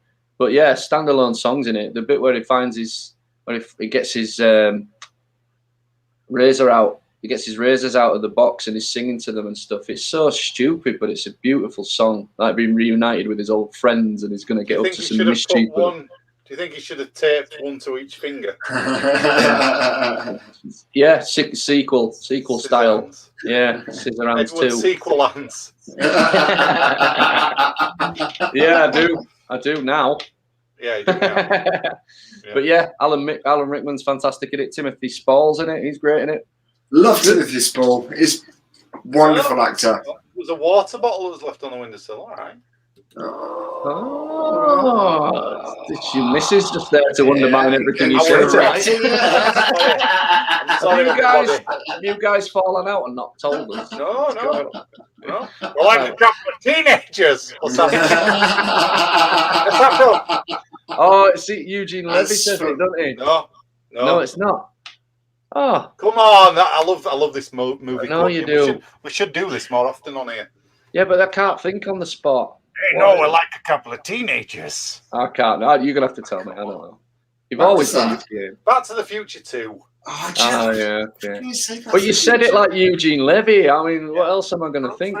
Threw you off. You threw me. All right, Webby, what was your worst Tim Burton film? Planet of the Farts. Planet of the fucking apes. No, it wasn't. No, it wasn't. No, it wasn't. No, it wasn't. No, it wasn't. I'll show you. You changed it. Oh yeah, I changed it. Jesus okay. Christ. Alice in Wonderland. Yeah. Forget about Alice. The other one. Now, okay, this is an example of, for me, where Tim Burton is way off the mark. Somebody, oh man, he's a great director. He's a great director sometimes, but other times I think he bites off more than he can chew, and he just thinks, "Yeah, I can turn this into turn this into Tim Burton style," and I just think it's really crap. I think it's better than the Disney version. This one. What, the original cartoon? No, yeah, it's closer to the book. This. Yeah, it's not though. It's really not. It's not. I mean, it kind of like it didn't get off to a great start for me, and then it just surpasses itself in crappiness as you go scene to scene. And by the end of it, you're just like, "What the hell?" I've not even watched this because I didn't want to. I haven't seen it. Mate, don't waste your time. And I tell you what, they did. Somehow they managed to wangle a sequel out of it as well, which I never bothered with. Well, it came. Yeah. It was part of a long run of Depp and Burton partnerships, and it kind of watered down. And Bonham Carter. Carter as well, and it kind of watered it down a little bit, and that's going to be where we go to my selection, because I think it's a nice link, because that's where I feel like my best Tim Burton film falls foul to sort of a modern day perception, and I think people lump it in with that series of films that he did with Johnny Depp, and my best Tim Burton is going to be Sleepy Hollow. It's a fucking great film. I mean, where'd you start? You know, the cast alone: Christopher Lee, Michael Gambon, Christina Ricci, Richard Griffiths, Miranda Richardson, Michael Goff, Christopher Walken. You know, I mean, Christopher Walken. He doesn't say any words. He just growls throughout the whole film, and it's a fucking outstanding performance. You know, all the horse riding he did, he was terrified the entire time, which for a really cute reason, actually. He'd never horse ridden before. He didn't know how to horse ride. And the reason he was scared is because he was worried that the horse wouldn't like him and might throw him off. And I think that's just quite a cute reason to be terrified when you're riding on horseback. I think it's really interesting that he deliberately chose this role that has no lines in it. Yeah, absolutely. One of the biggest actors in the world choosing to be pretty much mute for an entire film. But it's a series of events. So there's lots of reasons I like this film. One, the film itself is great. It looks great. It's a really fun film. But it's the series of events that surround it. So you've got... he's playing Ichabod Crane, a Dutch detective who traditionally in the story is quite ugly. He's got big ears, really sticky out ears, got a massive nose. Because they picked Johnny Depp, and Johnny Depp wanted to wear prosthetics and play the character like he was supposed to in the book, like he was depicted in the book. But the studio, because they paid all the Depp money, they wanted handsome Johnny Depp in it. Now, Tim Burton wasn't supposed to direct the film. The guy who was supposed to direct the film was the same director of Halloween 6, who was coming straight from Halloween 6 to do Sleepy Hollow. Tim Burton was supposed to be doing that Superman film that was written by Kevin Smith with Nicolas Cage that never got made. That film was cancelled. He was paid his full fee, and then the studio, Paramount, or the producer, really wanted Tim Burton to do it. So they spoke to Tim Burton. He came along to do it. And the series of links to that is that they wouldn't let Johnny Depp wear the prosthetics, but Johnny Depp ended up wearing those prosthetics, the big nose, in Tusk, which obviously Kevin Smith film. So it's like all these little links and things like that. It's really nice. You know, obviously Burton being a massive Hammer horror fan, it's weird that they sacked the original director because he was a big slasher fan. And they didn't want a slasher film, so they got a Hammer horror film. The color grading that they used meant that all of the blood that they had to use had to be orange, so that it came out red when the film was actually released. They built the entire town of Sleepy Hollow in Buckinghamshire. It cost £1.3 million. It's just a fucking great film. People up for the role originally before Johnny Depp were Liam Neeson, Brad Pitt, or Daniel Day-Lewis. It's just absolutely brilliant. I loved it. It was a lot of fun. I mean, I think a lot of this is down to the fact that the story itself is a really, really good story. It's a really classic horror. It's actually quite far away from the book.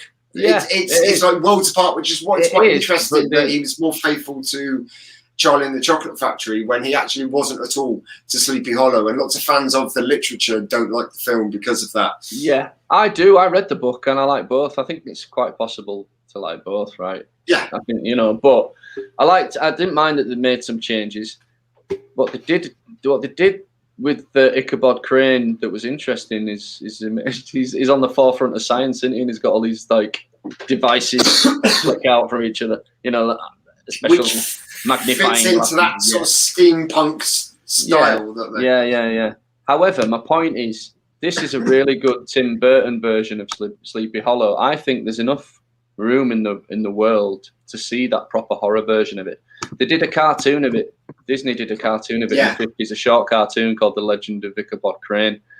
And when I watched that as a kid, that is properly terrifying, because in this middle of this Disney cartoon, all of a sudden he's alone in a pumpkin patch and all the pumpkins heads are on fire. There's a headless horseman riding around. It's terrifying as a kid. It's in with Wind in the Willows, isn't it? It is, yeah. It was in those shorts. They did quite a few shorts, didn't they? It's also you get a TV series. You get the Wind in the Willows, like family friendly, and it's like But there's also a TV series as well. Yeah, I started. I think it's on Netflix. There you go. They did, but what they did was this. I think, from what I remember, they brought Ichabod. It was a bit like Sherlock. They brought him into the future, so he's in the modern day. Right. So we'll have to go back through comments after we've done these, because there's people have put what the favourite and worst. So. Oh, cool. I mean, I was doing, when that film came out, I was at a youth theatre in Leeds doing a production of Jesus Christ Superstar, and the kid who was playing Pontius Pilate was a little lad who was 12, and he was called Mark Pickering, and he is Johnny Depp's sidekick in Sleepy Hollow. He's the little lad in it, and God, I hated that kid. He was like 8 years younger than me, and I hated him. I was so jealous that this kid was in a film with Johnny Depp and directed by Tim Burton and all that. But the kid's done a really good job. Did a brilliant job. Fair play to him. And also, 2 Star Wars actors are in the film. Can you tell me who they are? Not without looking at the cast list. I haven't seen it for ages, but okay. So Ian McDermott. Yes. Right. And the Headless Horseman was Ray Park. Huh? Yeah. So a little bit of a Star Wars collection. They filmed some of it. The indoor stuff was filmed on exactly where he'd filmed. They'd done Phantom Menace as well. I don't like. Studios. I'm going to say it again. I don't like Ray Park, but it's for a really strange reason. When we worked at the Odeon, Lummy had a mate who worked at a comic book shop. I know exactly what you're going to say. Park came to do a signing, and everybody went down from the cinema to see him. I didn't go because I wasn't bothered, but everybody went down, and they came back and it was like, told me that he charged 25 quid for an autograph. I was like, who the fuck are you? I wouldn't pay 25 quid to Harrison Ford. Well, maybe Harrison Ford. There was not a lot of people that pay 25 quid for a signature. But that is how it's done. If you go to Comic-Con, I know, but it wasn't quite back then in 1997. No. It was a bit jumped up for a guy who's been in like 1 or 2 movies. Maybe it's because he knew he got chopped in half in it, and he thought, I better cash in now. Yeah, exactly. Yeah, but I'm not a fan of Ray Park either. I'm not a fan of him. But yeah, so Sleepy Hollow, I tell you, it's a really fun film. It's funny. It's sort of exciting. It's scary in places. The effects are great. It's just a really fun film, and I don't think it gets the credit it deserves. So that is why it's my favourite. You say that, but like, look how many people have commented that they really love. I really love this movie as well. It's for me, it's like a properly quintessential, like Sleepy Hollow, like Sweeney Todd. Yeah, it's a quintessential example of when Tim Burton's good is really good. And it's like, for me, in his entire career, there's probably maybe 4 movies that really, really go to that level. Edward Scissorhands is one of them for me as well. But it's just Tim Burton to a T. I nearly picked Edward Scissorhands. Yeah. It's tricky. It's a good film. It's a good film. And my worst Tim Burton. Just for a second. That's what people forget about Tim Burton is in between all this black and white, try and creep you out stuff. There's some really good jokes. The joke in Edward Scissorhands with them all setting off for work at the same time in suburbia, and they all live in alternative pastel shades houses, apart from this one place that's and I think that's really funny. I think it's a really funny premise to play with, that everybody's normal apart from you, so make a joke of it, make an example of it. No, I agree with you. And my worst Tim Burton is Planet of the Apes. Yeah. But I've never been a fan of the Planet of the Apes films anyway, and that might give me a little bit of hate, but I just never really enjoyed them. The best version of Planet of the Apes I've ever seen was the Simpsons version. Yeah. I hate every ape I see, from chimpanzee to chimpanzee. It's brilliant. I agree with you. I've never really enjoyed the Planet of the Apes for the same sort of Highlander reason. It passed me by at a time. Sean Connery's in it. No. That's not why I don't like. That's what. Not Get away from me, you damn dirty apes!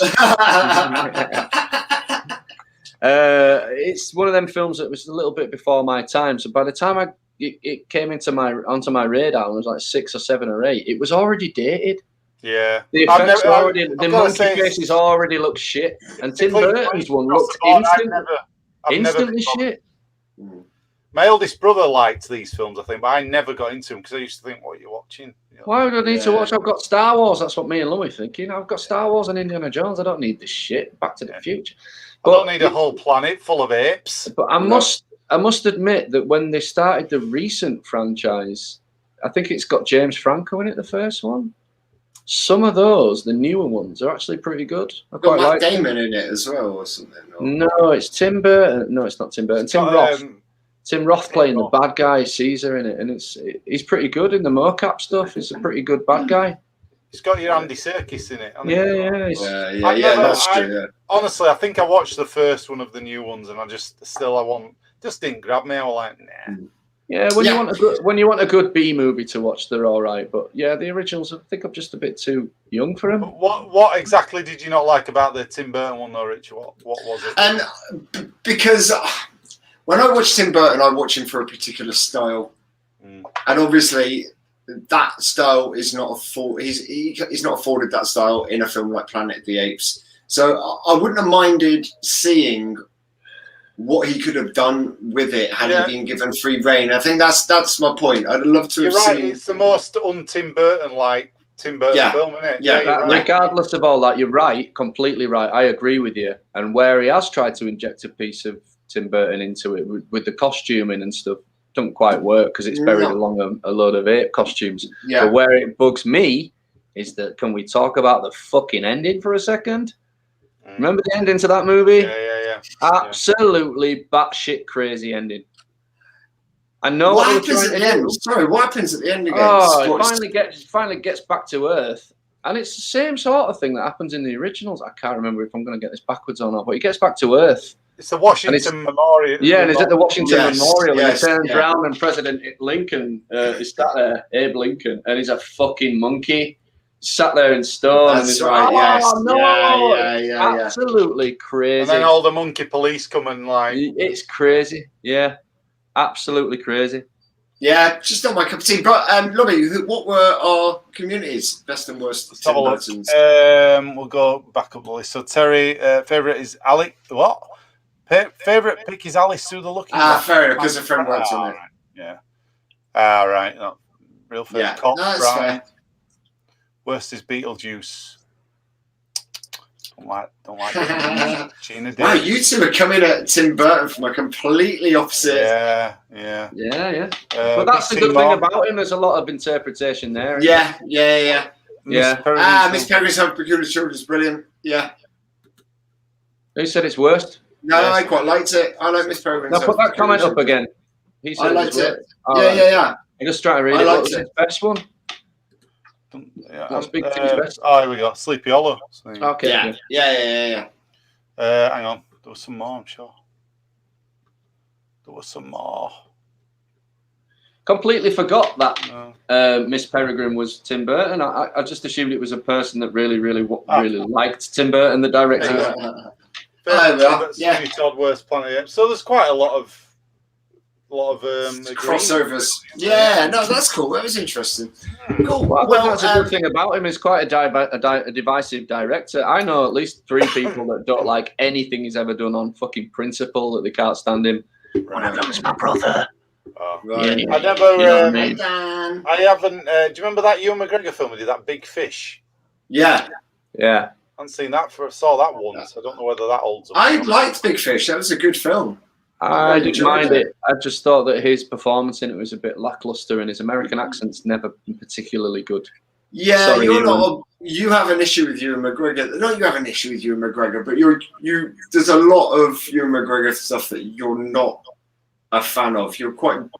I just think that Ewan McGregor went from being like an indie darling, making loads of impressive wall-breaking stuff like Shallow Grave and Train Spotting, and then went on to do things like Down with Love with Renee Zellweger, which is an absolute stonking piece of turd. I'll never forget the trailer for that film where he goes, "Hi, I'm Ewan McGregor," and she says, "And I'm Cameron Diaz, and we're doing our new movie, Down with Love," and you're like, "Oh, fuck off."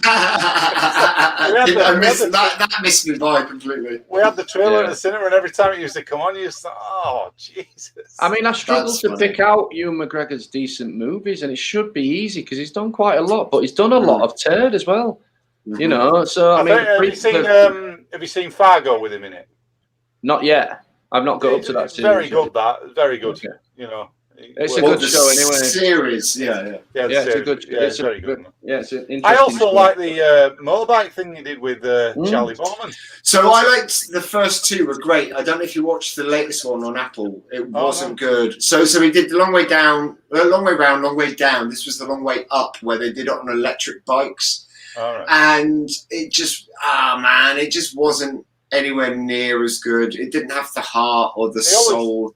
He always seems to get petrol in his eye. That's what I thought. Were like, yeah. He did some this one as well. Petrol in my eye, Charlie. Yeah. That's a really good impression, actually. That's very good. I just remember the bit where he goes to Tunisia and he's like, "Oh no, we can't visit the Star Wars set. People are going to be like, oh, that guy from Star Wars," and he goes there, and nobody notices him. Like, "Hello, I'm over here." They're like, "No, you're not." In this one, they're in this little town in the middle of nowhere in South America, and so they're going north, and obviously they don't have electric bikes. So the issue is they have to get. There's only a certain types of places that will charge these bikes, and actually that network doesn't exist in South America. So the company that were making the bikes for them also put in these charging points in a sort of certain places, but then they had to get to these places in time and stuff before the power ran out on their bike. So it was sort of interesting. They could have done more with that. It should have been longer, to be honest. But they're in this backward town of nowhere, and they're in this sort of closed bar, just having a quick drink or doing a bit to camera, and they turn around and this place was absolutely surrounded with locals and all the people from the surrounding towns, because they heard this guy from Star Wars was there, because it'd been on like TV a few weeks before. So it took them ages to get out of this place, but he was really good. He signed autographs for every single person. He was fair play to him. Yeah. We've got a couple more things here. I mean, one sec before. Well, you can show the things, but I want to know. Yeah, I think you're right. I think. Hey, Pop Not Broth, welcome to the show. Nice to see you. Don't get me wrong. I'm looking forward to him being given a second chance as Obi-Wan, because he wasn't the worst thing in those movies. He wasn't amazing, but I don't think that's entirely his fault. We've talked about the green screen effect and the dodgy dialogue. I reckon this Obi-Wan's got a chance, but. I just wanted Rich, who's seen these long way rounds and downs a bit more, to explain why I hate Charlie Bowman so much. I don't even know who he is, but I'm just like, who is this guy? Charlie Bowman is his dad's John Bowman. Director. I think that's my problem. He's a rich boy who doesn't really. He's a bit disconnected. No, he's not. He's not. He's an actor. He was an actor himself. Him and Ewan McGregor met on the set of a film that they were doing, and they just hit it off because of their love for motorbikes. It was putting all his dad put him in all his films though. That is true. It's funny you mentioned. I watched a documentary about him, not Charlie, about John Bowman. It was shot by his big film, The Green Forest. He did Excalibur. Do you remember that? Yeah. The old thing. He's done some. I mean, Charlie Bowman wasn't a successful actor. I mean, which is why he's ended up having his sort of fame through his friendship. He was an actor in his dad's films since he was a kid, though. Him and his sister filmed this documentary about John Bowman. Quite interesting to watch, but so he's been in films since. So he's got a leg up there. I agree with you, Webby. For the first one, I was like, this guy's a bit of a cock. But a couple of them were as well. Like one of the producers on it was a bit of a cock as well. Not Russ, the other guy. That might be Russ, the English guy. Emerald Forest. Sorry, he's put Emerald Forest to mine. That's not the Green Forest. Yeah, okay. In the second season, the stuff that they went through together, and I think the third one, Charlie Bowman came into this with he'd broken his leg like a couple of months before it happened, and had to have his leg fixed and stuff. I think you got to know him more as a person. I liked him more than I did in the first season. But yeah, it's just his mate that they met on the set of the film. It started to bug me because in my heart of hearts, I quite like Ewan McGregor. Whenever I see him on screen on an interview, he seems like a pleasant guy. So while you guys were just chatting then, I've just had a quick flick through his movie catalogue to see what it is. And the guy has picked some fucking stonkers of films to be in. I just feel like he's not as picky as his talent. Do you know what I mean? He's a talented guy, but the films he's doing are way beneath him. So you start off with things like Trainspotting, Shallow Grave, Brassed Off, which is a brilliant film. Lifeless, and then you Shallow Grave. There you go. Little Voice. Again, all these beautiful indie films. And then you start getting into things that were supposed to be indie films. And this is where he loses track because they're all like flops. A Life Less Ordinary, Velvet Goldmine. And then you get to Star Wars. And then you get to things like Eye of the Beholder, Rogue Trader. Moulin Rouge is a stinker of a film. Black Hawk Down's okay. But honestly, it just goes on. Down with Love, Big Fish. They're all just dodgy films. All of them. The Island, a famous flop. The Island, do you remember The Island? Yeah. Yeah, that was a massive flop. Stormbreaker, another flop. It's literally in a load of weird films. I Love You, Philip Morris. Angels and Demons, which you guys told me the other week is absolute gash. Yeah. Men Who Stare at Goats.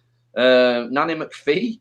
He's literally not done anything noteworthy for years. The Impossible, that was good. The one about the tsunami in Thailand is in that. That was pretty good. That's Tom Holland's first film. But yeah, even then, Jack the Giant Slayer, A Million Ways to Die in the West, famously crap. Mordecai, rubbish. I haven't seen Birds of Prey, Pop Not Broth. Yeah, Birds of Prey. Yeah, he was. I haven't seen it. He wasn't great in it. I didn't think Birds of Prey was in. Yeah, I saw that recently and I didn't dig it. But that's supposed to be good in Last Days in the Desert. I don't know what that is, but no. Yeah. But I want him to be good. He was good in Christopher Robin. Yeah, he was. Yeah, that was all right. It was all right. It's quite sweet. Ooh. Yeah. Well, that was an interesting segue into unplanned segue into all things Ewan McGregor. But we are going to have a retrospective into the Jurassic Park film franchise. So, gentlemen, Jurassic Park. Did you really watch any of them before the show tonight? No, I've seen them enough times. I've not seen the last one. The latest one. Yeah. Damn it! So I was hoping you could remind me whether I've seen that one or not. I've seen the first and the last one. So.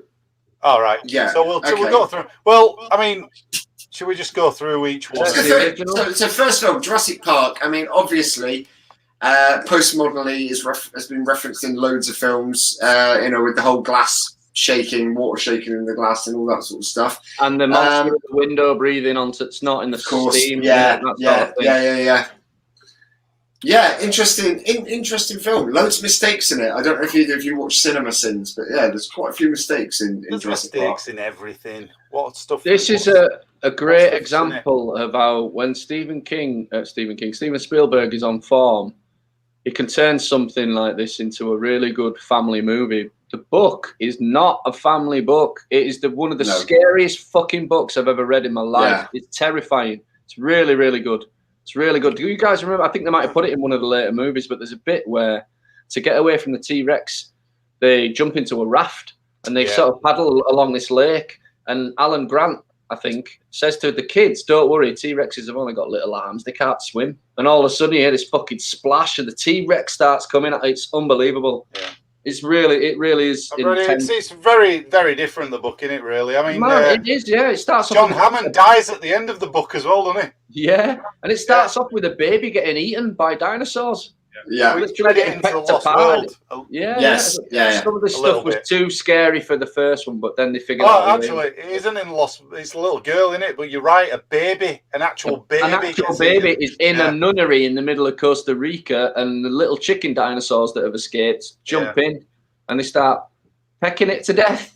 Yeah. And the nun runs in, and this baby's crying its eyes out. She's like, "What's going on?" Flicks the lights on, and there's dinosaurs all over this baby. It's terrifying. Okay, so if Jurassic Park existed, which one of the characters do you think you would be in that film? Because I found myself watching it thinking, well, I'd be Jeff Goldblum in this because they're all fucking idiots having this theme park open with all these dinosaurs and they're playing God and they reap what they sow, sort of thing. How did you guys feel watching it? How did you sympathise with Richard Attenborough's? Well, we can't all be Goldblum, can we? But I think we all want to be in this movie. Do we all? Well, I mean, Sam Neill though. Not only is he the one that spots the truth a mile off before it even happens, he's also got all the best lines in the film. Yeah. You think they'll have that on the tour when the fucking dinosaurs chase it? It's just he's wisecracking his ass off and he's great in it. And the bit where he explains the chaos theory to the sexy lady with a hand, and he's like, it's creepy. And he's flirting with her right in front of his of a partner. He's flirting with her, and you're just like creepy as fuck. I'm pretty sure Sam Neill's character's sitting there going, that guy could steal my woman. No, they had a bit of a thing going on them two anyway, though. I think that's why. What, Sam Neill and Jeff Goldblum? Yeah. Yeah. They were lovers. Yeah. Exclusive. No, Laura Dern and Jeff Goldblum. But I don't know. But yeah. I forgot that Samuel L. Jackson was in the film. Yeah. Completely forgot Sam Jackson was in it. First films, I think, this. I don't know about you guys, but whenever it was. Yes, it was. Really? Yeah. I think I feel like Sam Jackson has been around for years. Everybody thinks that. And it was in Coming to America as a little cameo. It was also, I don't know if it was before this, it was in Patriot Games as a little thing with Harrison Ford, a very tiny bit. And I think it was in some of the late 80s, early 90s Spike Lee stuff, which is where he started getting his credibility. Okay. And then he was lucky enough to hit stratospheric reaches with Pulp Fiction. Pulp Fiction, yeah. So Pulp Fiction is his first widespread big movie because he's in Jurassic Park, but he's a guy in the office, isn't he, really? And he gets killed, he gets his arm bitten off. Yeah. I don't know about you guys, but every time I go to a festival and I go to a Portaloo, I can't help but think a T-Rex is going to chomp me. I think that's every time I go to a festival and I go to a Portaloo, I think of the time that I was at a festival and we were sat having a beer, watching a band play in a field, and there was some commotion sort of to my right, and I looked over, and basically a group of guys had pushed a Portaloo over on its front door first, and all of the contents, apart from the human who was trapped inside it, all of the contents from inside this Portaloo came shooting out of the chimney at the top of the Portaloo and landed about 3 meters away from us. It was fucking disgusting. It absolutely stank. And the poor person that was stuck inside the Portaloo couldn't get out because it landed on the door, and all their friends had to come over and get them out. And they came out, and it was like blue water. Oh, it was horrible, man. Scarier than Jurassic Park. That's more terrifying than a T-Rex. Jurassic Shark? No. Jurassic Shark, yeah. I don't know. Yeah, it was horrible. So, first film then, I mean, the visuals in this film, this is what started it all, isn't it? CGI. Yeah. That bit with the car, unbelievable. With the kids trapped under it and T-Rex pushing down the sinking in the mud and all that. Looks amazing. When you first saw this film at cinema, unbelievable. Nobody's seen anything like it. But if you watch it now, the first film I think still holds up with the effects. Do you? Yeah, I do. So I was watching it the other day, and I got a little nostalgia for when I used to watch Jason and the Argonauts as a kid. Right. Yeah, and I was like, it's a little bit dated. I think the thing it's an old film. I think the thing is as well is the CGI is not too heavy in it. A lot of it's just puppetry, and the puppetry is great. True. Well, I think the scene I just said, I think that holds up really. Because it's at night as well. That always helps with it. It was actually the first time you saw a dinosaur when Sam Neill gets out of the car, and the Diplodocus is walking. Oh yeah. Along. Yeah. I think it was that moment there, and I just got a little bit like, oh, it's a bit Jason and the Argonauts. And you know what? Depending on your style of what you prefer from your jokes, it's actually got some decent jokes in it. Some bad jokes as well. I'm not a fan of that's a huge pile of shit line. That's just like to make the kids giggle. But I do like the joke where the kid's climbing the electric fence and he's like, "You sure it's not going to come back on?" He's like, "No." And then he's like, "Hurry up." And then he goes, and he counts to 3 before he jumps. He goes 1, 2, bzzz, and then he lands on the floor and he's all smoky. And he goes 3. And there's some good stuff in it. And the dinosaur sneeze bit's quite funny as well. Where they all got the little girl when she's about to touch it. Yeah. Terry's done some fact checking for us here. Samuel Jackson was in 42 things before Jurassic. Why is she trying to undermine us? Terry, back off. What 42 things were there, though? Were they like short films? This is what I mean. Yes, exactly. And also, I tell you who else is shockingly not had a massively long career. Morgan Freeman. Yeah. Morgan Freeman was not. He was in lots of stuff like Samuel L. Jackson in 42 Things. So for a second then, I was like, he was not in Jurassic Park? No. I'm on about actors that you think have been around longer because they're old. Morgan Freeman was pretty much Shawshank. He did a TV show. I watched a thing with him once, and he was talking about his TV show. He used to be on like his kids' TV show. Dude, it's Sesame Street. He plays a character in Sesame Street called the Reader or something like that. And he hangs out with Big Bird and teaches the kids how to read. You are helping, though. You are, though. I'm on it. I think you're on fire tonight, Terry. Ignore these two dickheads. Ungrateful dickheads. Look, the thing is, we want to put facts out there. I don't want to give out misinformation. If that means we're being corrected by a community, so be it. That's the point. We're a community here, ladies and gents. We're always getting Big T and Martin correcting us. I believe that. I just thought that 42 Things was the name of an obscure movie that we didn't think of. It was in 42 Things with Stephen Baldwin. So, what about Jurassic Park 2? Jurassic Park 2's on the island, isn't it? Oh, hang on. Loaded Weapon. Have you seen that? Yes, I have seen it. He plays the Danny Goodfellas. Didn't realise he was in Goodfellas. Yeah. That's because he's not. He's in a blink and you'll miss it bit. That's the point. So, Jurassic Park 2. The Lost World. Here we go. So, there was another island, right? Is that this one? Yeah, this is Site B. Yeah, there was a Site B. They were working on another park, but it went way out of control before Jurassic Park did, and the dinosaurs. This is where they bred the dinosaurs to send them to Site A. Gotcha. Yeah. Right, okay. Also, it's a definite. You've got that sequel. The first movie comes out, and then the second one comes out, and they basically do aliens. That's the plot. They send an army team in after whatever they're after, a ghost, a dinosaur, whatever it is, and that's what they do in this. They send the fucking Marines in after all the dinosaurs. So who's the main good guy in this? Because obviously Sam Neill, Jeff's back.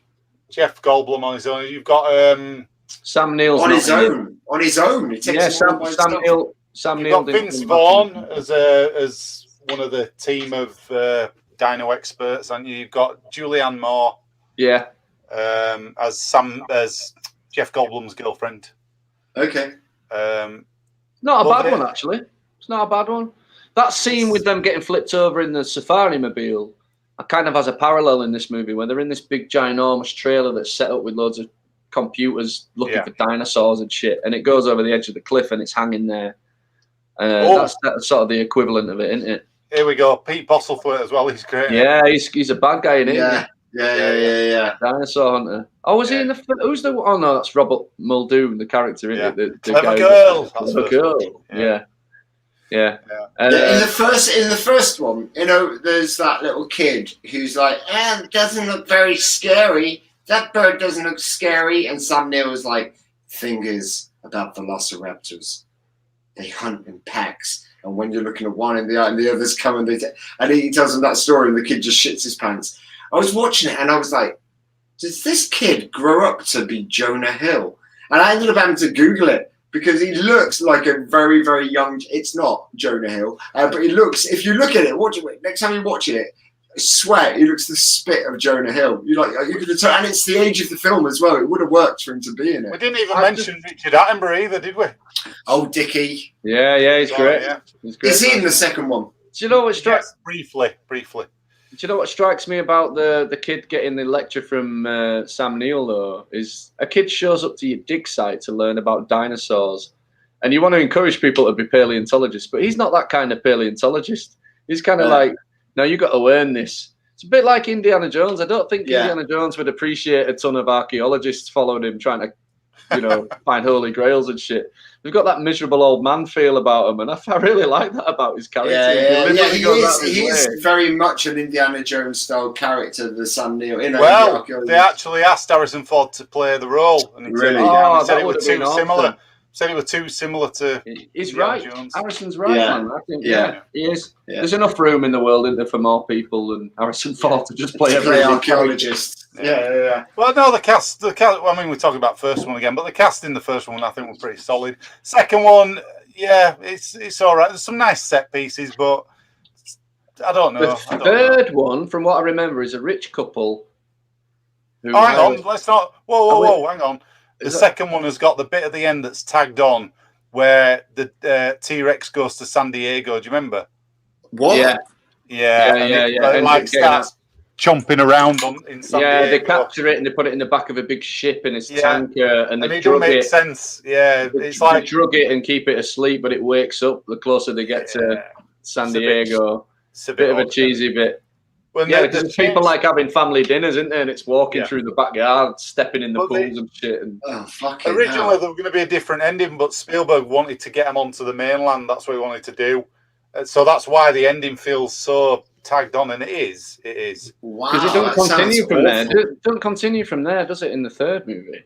Well, they send it back to the island on the boat in the end. So, okay. Yeah, I guess it sounds awful. Oh, that's because it's got a baby T-Rex, and the baby T-Rex, they have to get the baby T-Rex and tie it to the mast of the ship or something while it cries for its mama, and then the mummy T-Rex comes back. I'm glad I haven't seen this. There's a really dumb bit, right, where Julianne Moore, who's supposed to be, I just remembered this, she's supposed to be this expert kind of paleontologist, and she leaves a jacket hanging in the tent with dinosaur blood on it from the baby, right?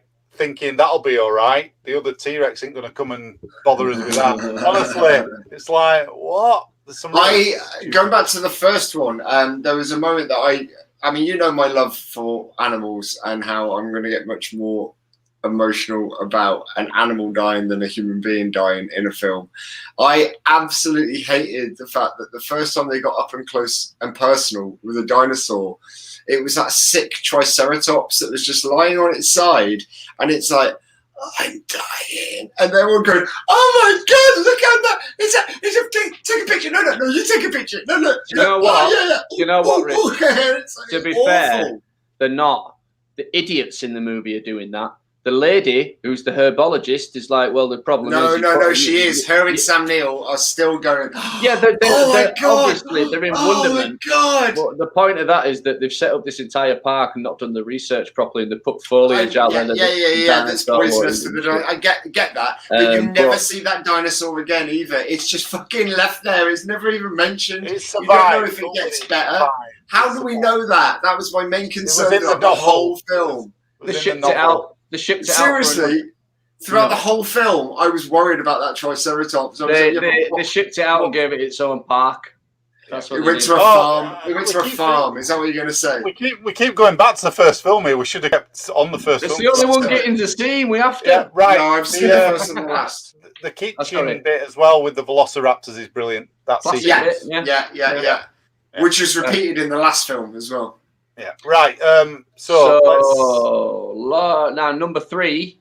What I remember about this one is it's got William H. Macy and Tia Leone as a rich couple who go to get Sam Neill, con him into going back to Costa Rica to do something. But it's hang on. So their kid goes missing. Basically, he's on a sail thing. What do you call them? Like a parasail thing. Parasail. That's it. Oh. He's parasailing. He goes missing, and they con. You're right. They con Sam Neill to go there, but it happened at Site B, which Sam Neill has never been to.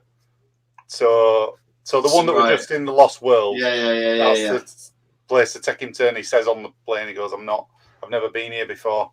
And they're like, oh shit. So they have to track this kid down. It's a strange one, this, because you've got the new dinosaur in it as well. The big, it's on the picture there. Look, I can't remember what it's called. Oh God, it's the made up one, isn't it? Yeah, but where they crossed the DNA of a Tyrannosaurus with an Allosaurus or something. Indominus Rex. Is it that's that the new Jurassic, one? That's Jurassic World. Anyway, but the Spinosaurus. There you go. Scary ass. But I tell you what is quite chilling in this is where they find the giant aviary with full of pterodactyls. And again, that was in the first book. Yeah, it's quite a good bit, that. And it's weird because they've been to that island before and they never saw it, but they turn a corner, don't they? They end up in the flipping aviary with these ginormous pterodactyls, which are actually quite scarily done, quite menacing. They are, and it doesn't kind of wimp out on it, does it? It like comes and grabs one of them, doesn't it, and like roughs him up. And scratches him real good. Sick Triceratops.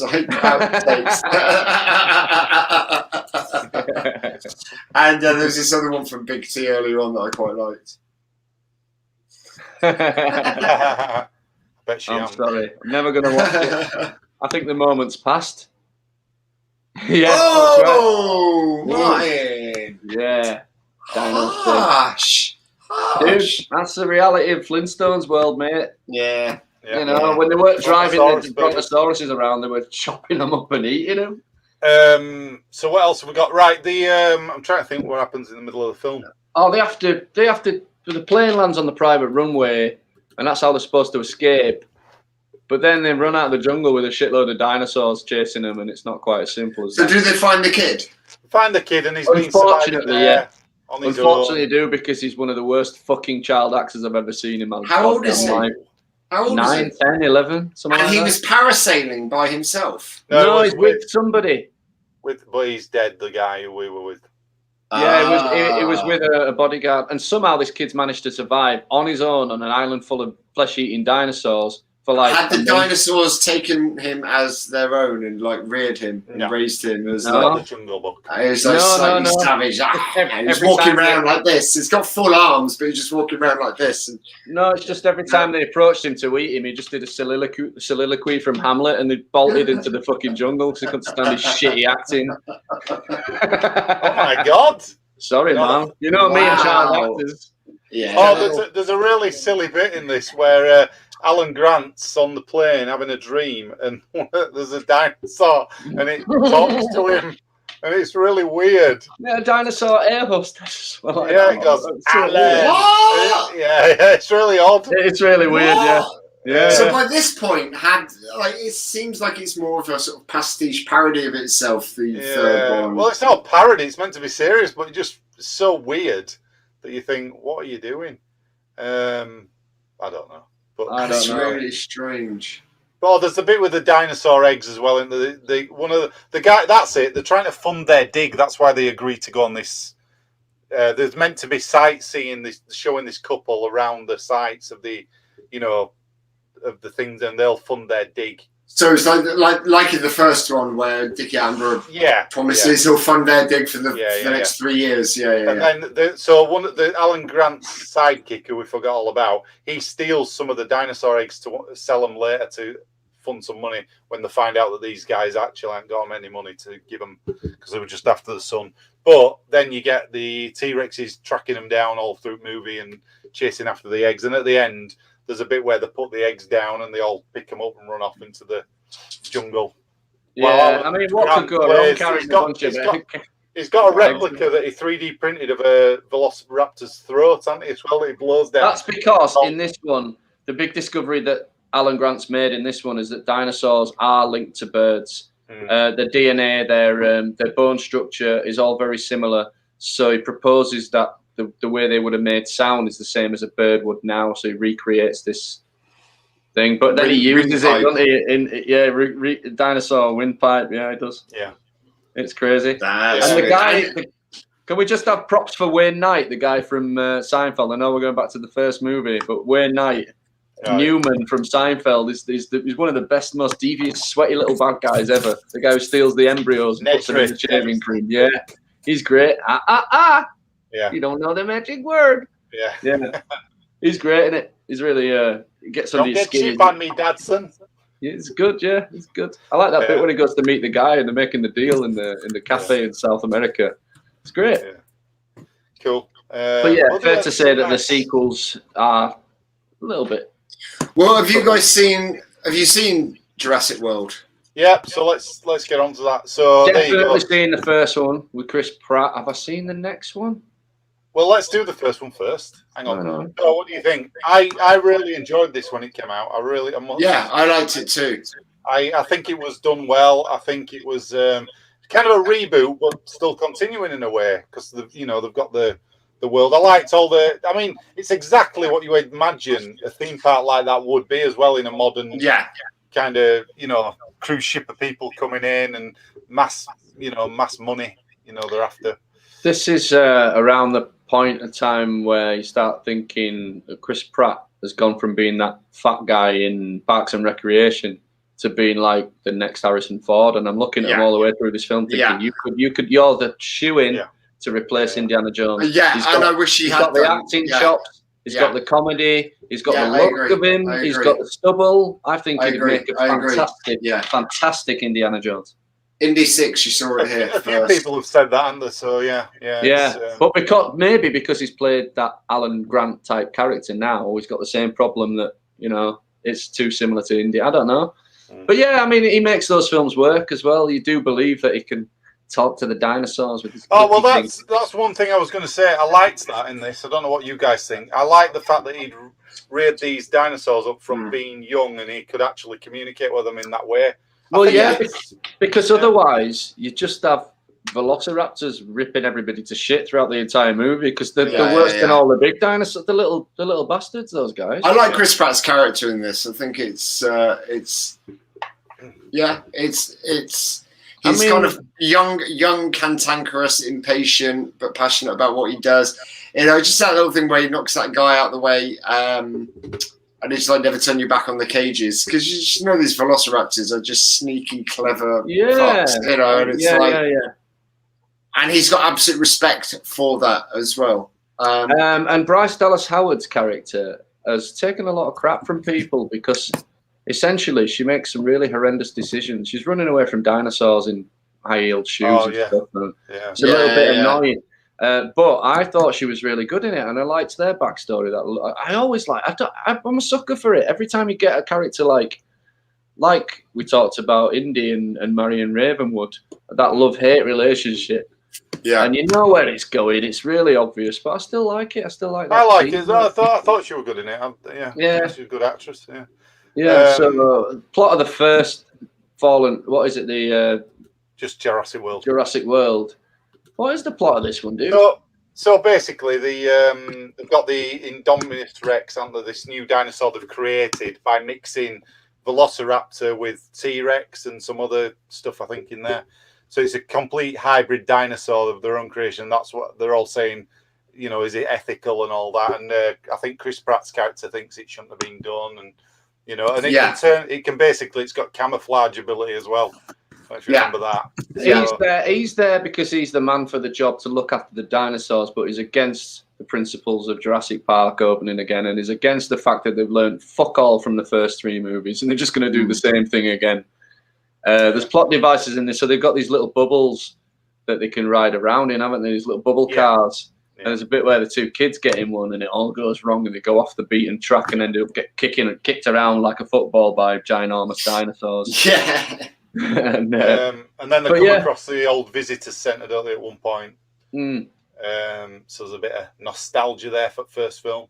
I think that's just to show you it's the same island, isn't it? Really? Yeah. I think it was good. I quite liked it, and so it was a nice shift away from how the original Jurassic Park films were going. I thought it was a nice rebrand. They needed to do it, didn't they? Where else could it have gone? And I think it says a lot about the corporate structure of the world as well, like the way that this corporation's now taken over Jurassic Park, and despite the guy who originally set it up, at the end of the movie, seeing the error in his ways, realizing he's done a stupid thing, they've just ignored. He's dead now, so they've just ignored him and done it again. Yeah. I just remember, there's another important plot point, and that guy's trying to weaponize dinosaurs into that guy who comes in. I can't remember his name. He wants him to train the Velociraptors, doesn't he, to go into combat zones and stuff. That he's like Mr. Bad Guy. I can't remember his name. He might as well be called Mr. Bad Guy. Mr. Bad Guy. It sounds good enough. And obviously, when Chris Pratt meets him, he's like, "You want to do what? That's not going to work." And he goes, "Well, we're going to do it anyway, and it'll take us the whole movie to learn that you were right and we were wrong." Yeah. But interesting, what happens in the next one then, Lumb? How does we forgot about the biggest... Victor Hoskins, is that who you're talking about? Yeah, that's him, we forgot about the big dinosaur as well, didn't we? The water... I don't know what Mosasaurus, I think it's called. The big. That's pretty cool, isn't it? Yeah, that was good to see that. Yeah, because it's got a prehistoric shark thing dangling over the water, hasn't it? And it comes up to feed. Yeah. Bit of a... the Mosasaurus. Yeah. I think the bit where it all goes apeshit and the people that are 1 minute strolling around Jurassic Park buying cotton candy and whatever, hats and shit, all of a sudden they get attacked by dinosaurs. It's pretty cool, yeah. But the second one, I can't remember. What happens is how does Jurassic World end? Right, Jurassic World Fallen Kingdom. So I have only seen this film once, and I am going to watch it. So this is the one in 2018. I don't think I've seen this one, actually. Oh, shit. This is a bad one, isn't it? So basically, at the start, the island, there's an active volcano under the island. All the dinosaurs are going to get wiped out. So they have to form a rescue party. No, this is the one. No, I have seen this one, and it made me cry. Yeah. Yeah. I can imagine. I felt sorry for the dinosaurs. Yeah. So they basically the volcano erupts and all the dinosaurs are going to get, lava to death, burnt to death, or whatever you want to say. So they do a rescue operation. Does what's her name? Her out of Bryce Dallas Howard, Claire in it, I think her name. Claire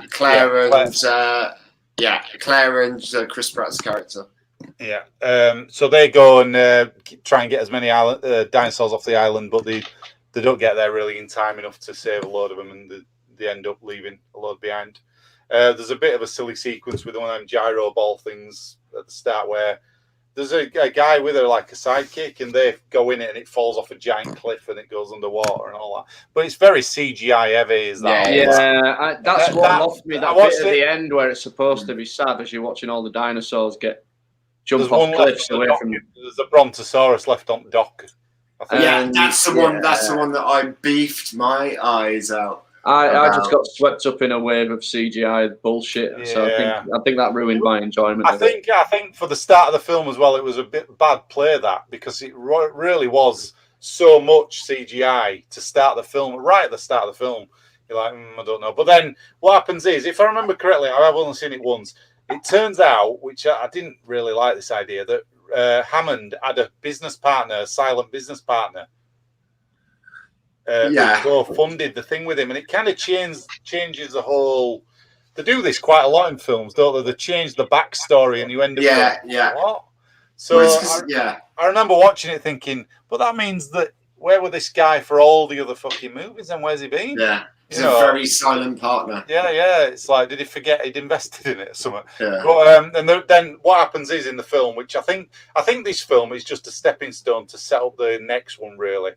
Because they do this big giant dinosaur auction at this house, and they're selling them all to international, and they're getting sold left, right, and centre, all these dinosaurs to people. So they're buying all endangered dangerous species, I should say. So it's like diluting the It's kind of like the Tiger King in America. There's a lot of people who buy the tigers. Having said all this about the movies, right? If they were to open Jurassic Park tomorrow, and we've seen these movies, we know it's a bad idea. Could you honestly put your hand on your heart and say you wouldn't want a ticket to go see these dinosaurs? I'd go. I'd really want to see them as well. I'd take the risk. But I'd wait a few weeks. I won't go on opening day though. I'd wait a few weeks. Let them iron out all the problems first. See, I don't know. I think morally, I'd probably have an issue with it because that's the whole point of these films. And the same with Westworld and anything that deals with humans playing God and creating sentient species that are capable of their own thoughts and have feelings on that, and then you're bringing feelings into it for. It's a dinosaur. Well, that's the whole point with that brontosaurus on the dock at the end. Yeah. It's so for me morally, I think I'd have an issue with it. It's why I don't go to zoos much. So do the majority of the scientists in these movies. Whoever the good guys are, they're us basically. They're the people saying this is morally wrong and probably going to go terribly, terribly badly. However, look at the beautiful dinosaur. Do you know what I mean? I can't say hand on heart that. I mean, in the very least, I'd want to see a really good YouTube video of a tour of Jurassic Park. Well, let's also explore the fact that we wouldn't be able to afford it. Just in practical terms, you'd have to fly to some mainland place, then get charter a light aircraft or some sort of boat to then take you to an island and then pay to get in there. I mean, they would price the shit out of that, surely, right? I reckon you're talking at like below deck charter money, mate. You know, yeah, exactly, yeah. Well, but have you got any more lights? You look like you're just completely in the dark. No, it actually comes across as a lot brighter. Oh, it's like you're, you know, when they do them interviews and they've got to blank out the witness. Now we believe that's better. That's better. I'm in witness protection. That's why. Yeah. You've just blown your cover then now. No, it doesn't matter. You spent a week on Jurassic Park, didn't you? That's why you've agreed to have your blanked out. I signed a non-disclosure agreement with them. Yeah. I can't say anything. So what's your favourite out of all of Jurassic Park films? The original first one. Yeah, I've got to pick the first one as well. It's the one that started it off in it. And, it is, but I think it's the one that gets most of it right for the kind of movie they're going for. I even like the start of the first one where you don't see any of the dinosaurs because it's so true in it that. You know, they're not on the schedule. You know, they won't work on a schedule. So the fact that they're going, where are they?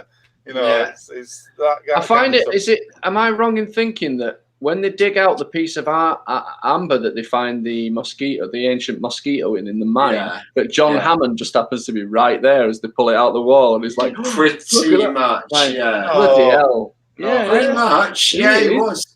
The guy pulls it out of the rock, and John Hammond's right there picking it up. So I'm pretty sure. He's there on it, because he's then got it on the end of his walking stick. Yeah, it gets polished up, doesn't it? I'm sure he's there because you think, hang on a minute, have you just been hanging around for like months waiting for him to dig out a piece of amber? But I thought he showed up exactly. I thought the point was he was funding that. But does that mean he would be on site? I don't know. I can't remember. It's been years since I see it. It doesn't really matter. I mean, they must be finding it all the time. They've got a lot of dinosaurs. So will you watch Jurassic Park 6? Yes. Yeah, probably. Of course. I'll tell you why. I've got the poster. Look at the cast. We've got Goldblum, Dern. Everybody's back. Everybody. It's going to be the last one. It's going to be the last one. Look how far down on the billing Chris Pratt is as well. Put that up again. Chris Pratt's not even on the first line. Yeah. Maybe he's not in it that much. I mean, it's in alphabetical order, isn't it?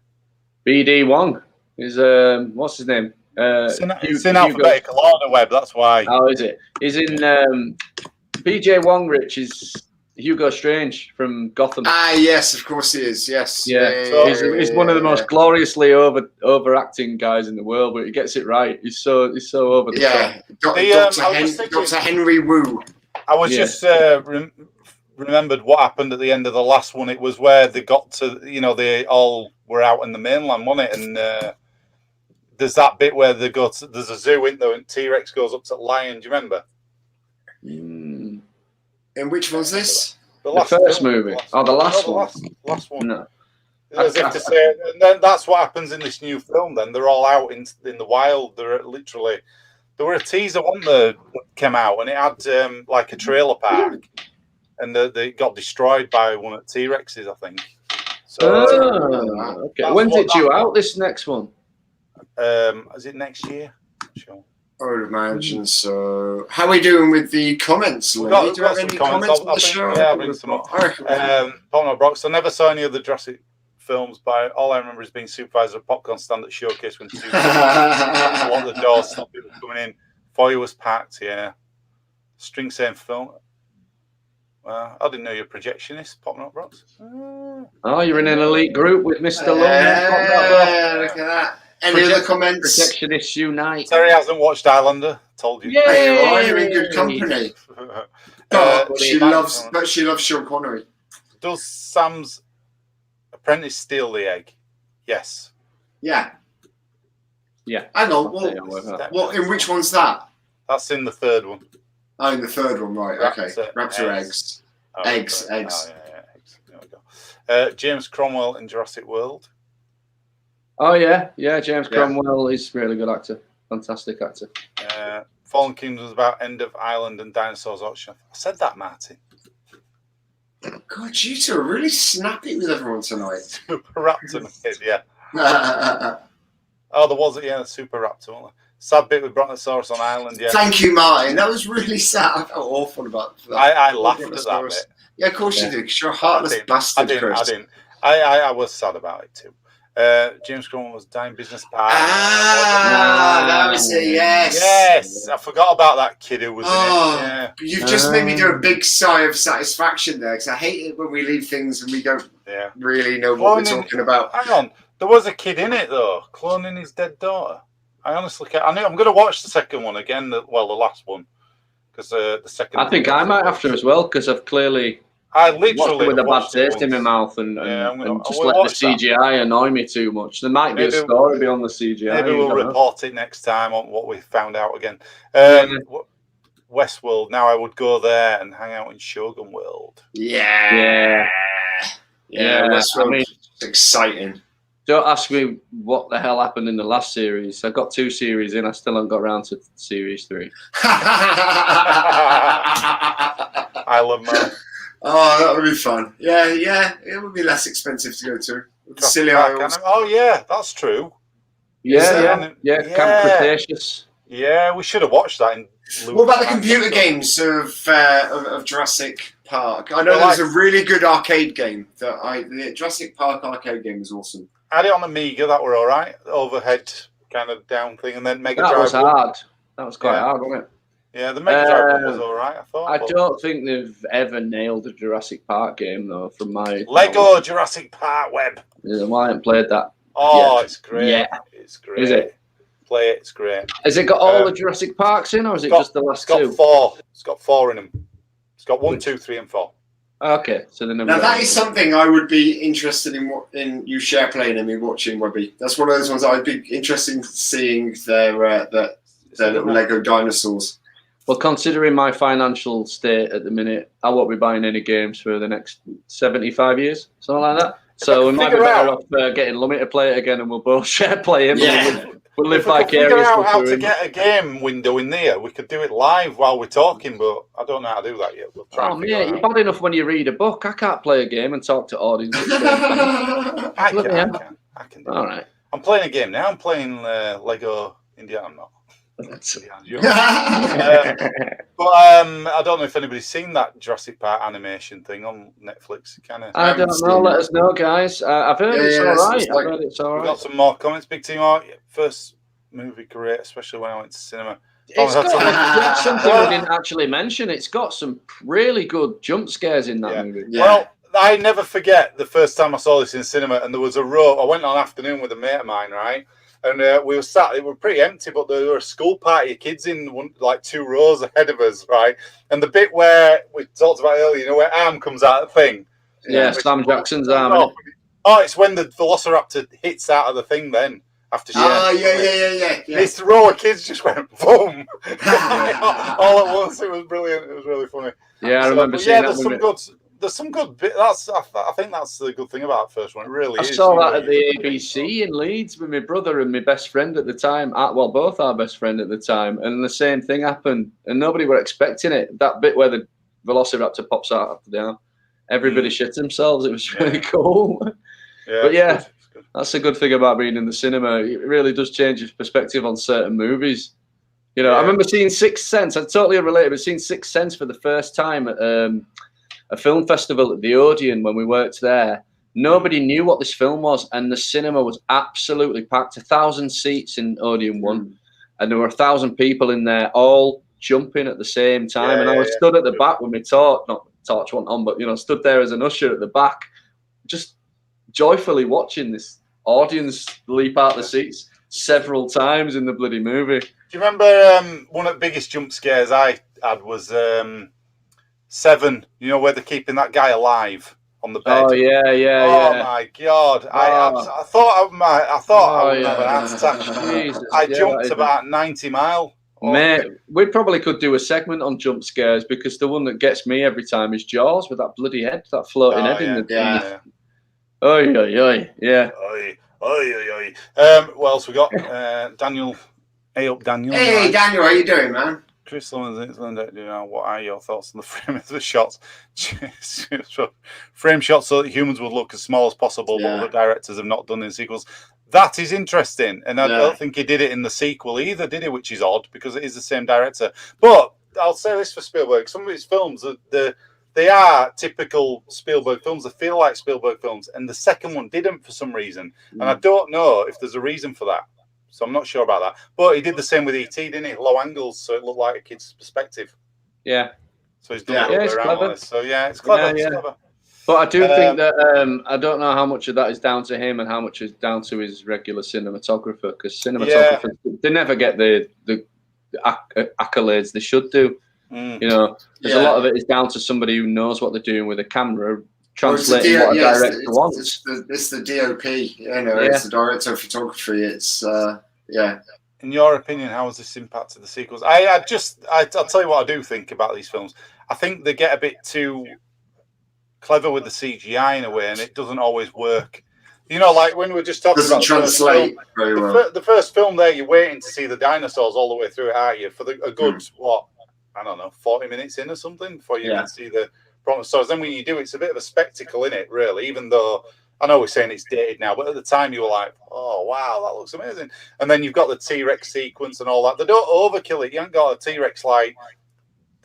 Basically what I'm saying is they put some character work in there, you know, in between. And I think the sequel didn't really have that as much. I don't think the characters were as good as the first one. I don't know. So do they relied on effects more than storytelling? Yeah, I think so. In the later films, definitely. But the whole point of that premise that Jurassic Park exists to sell toys of dinosaurs, that's what the movie companies are doing with the films. That's why Jurassic Park 2, like your mates just said, they couldn't get the door. They had to shut the doors to stop people coming in because every kid wanted to see it. Everyone wanted a dinosaur on the lunchbox and on the backpack, and you know. Hence the fact that it's famously got a lot of toys that came out that are not in the movies. Right. A lot of stupid shit that's not. It's just another dinosaur toy. It's another one. And weirdly, as we talked about Sleepy Hollow earlier on, that had a range of action figures where every main character is Sleepy Hollow, and the action figures for that are beautiful.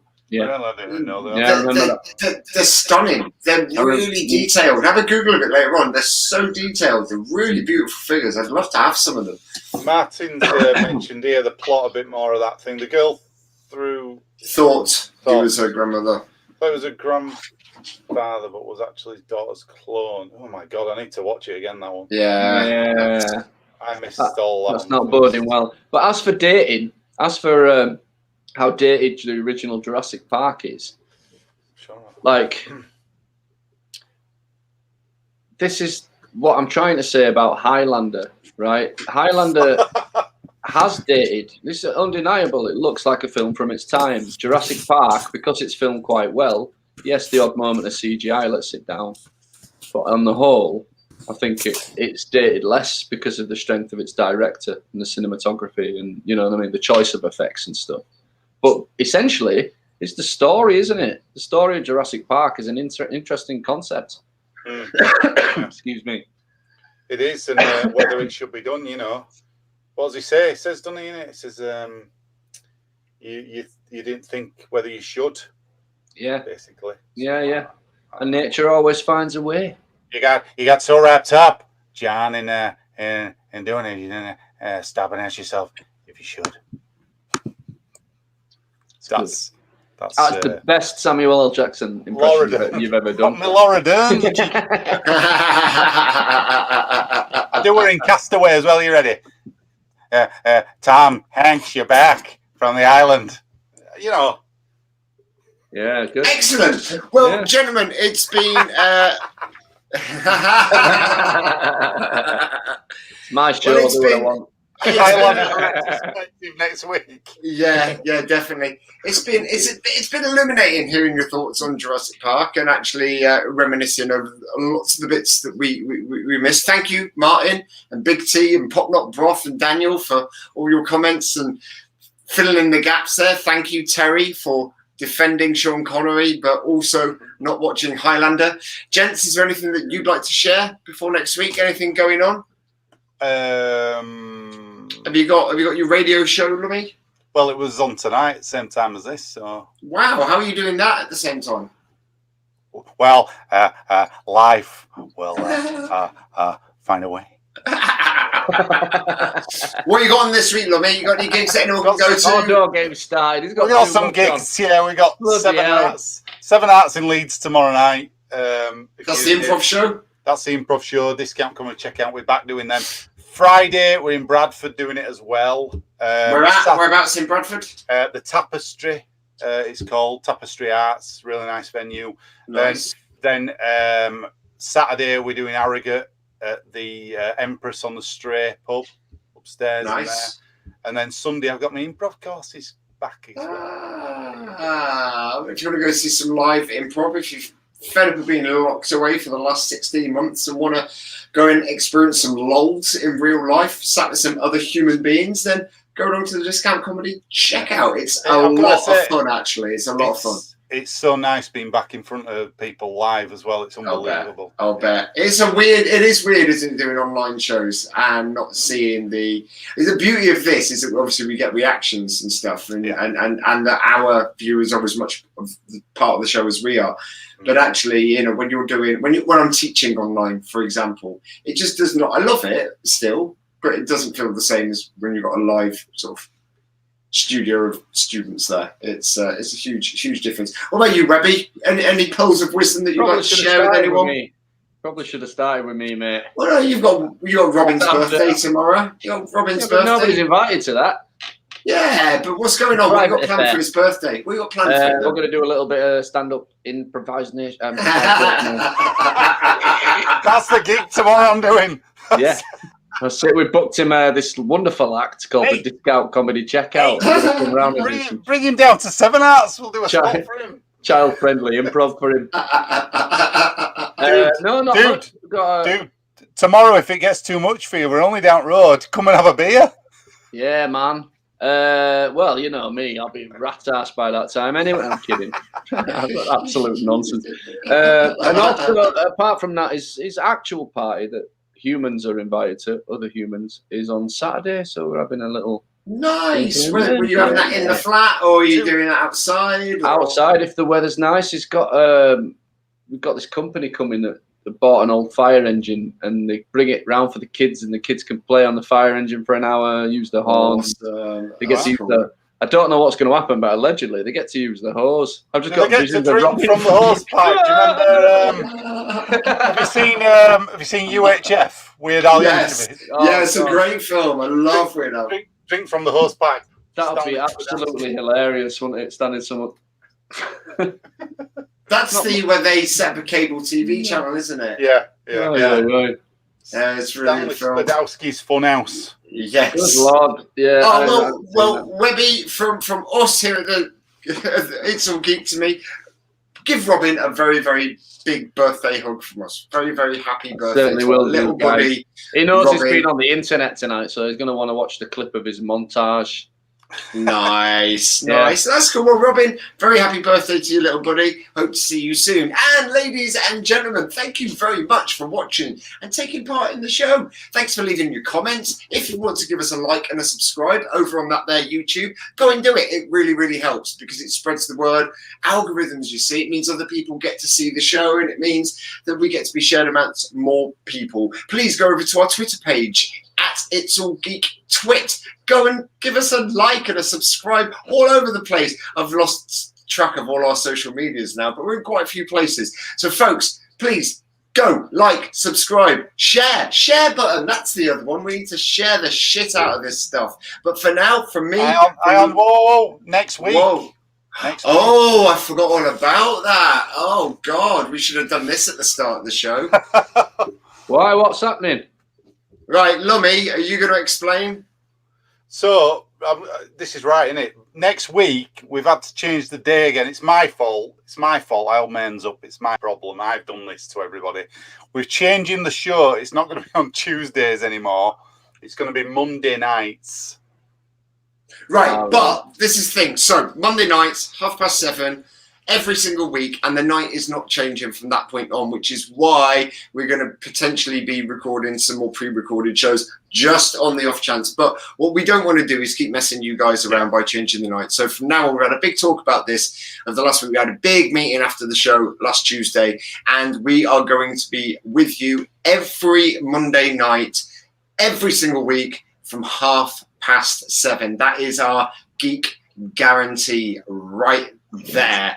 So And we will. If I can't do any of them, you're going to get some guests on, aren't you? Oh, we've already got a ideas. fun Harry Potter. We've got a fun Harry Potter show lined up. We've got loads of things. Plans. We got people to ask. We might be doing some sort of competition. See how geeky you are. See if you want to come on as a. That's the other thing. We are as a current viewer of It's All Geek to Me. You are kind of a little special offer before we put anything out on our social medias. It's All Geek to Me needs you. If you want to be a guest geek, if you have a collection, a geeky collection that you would like to share with the Interverse, then please give us a shout.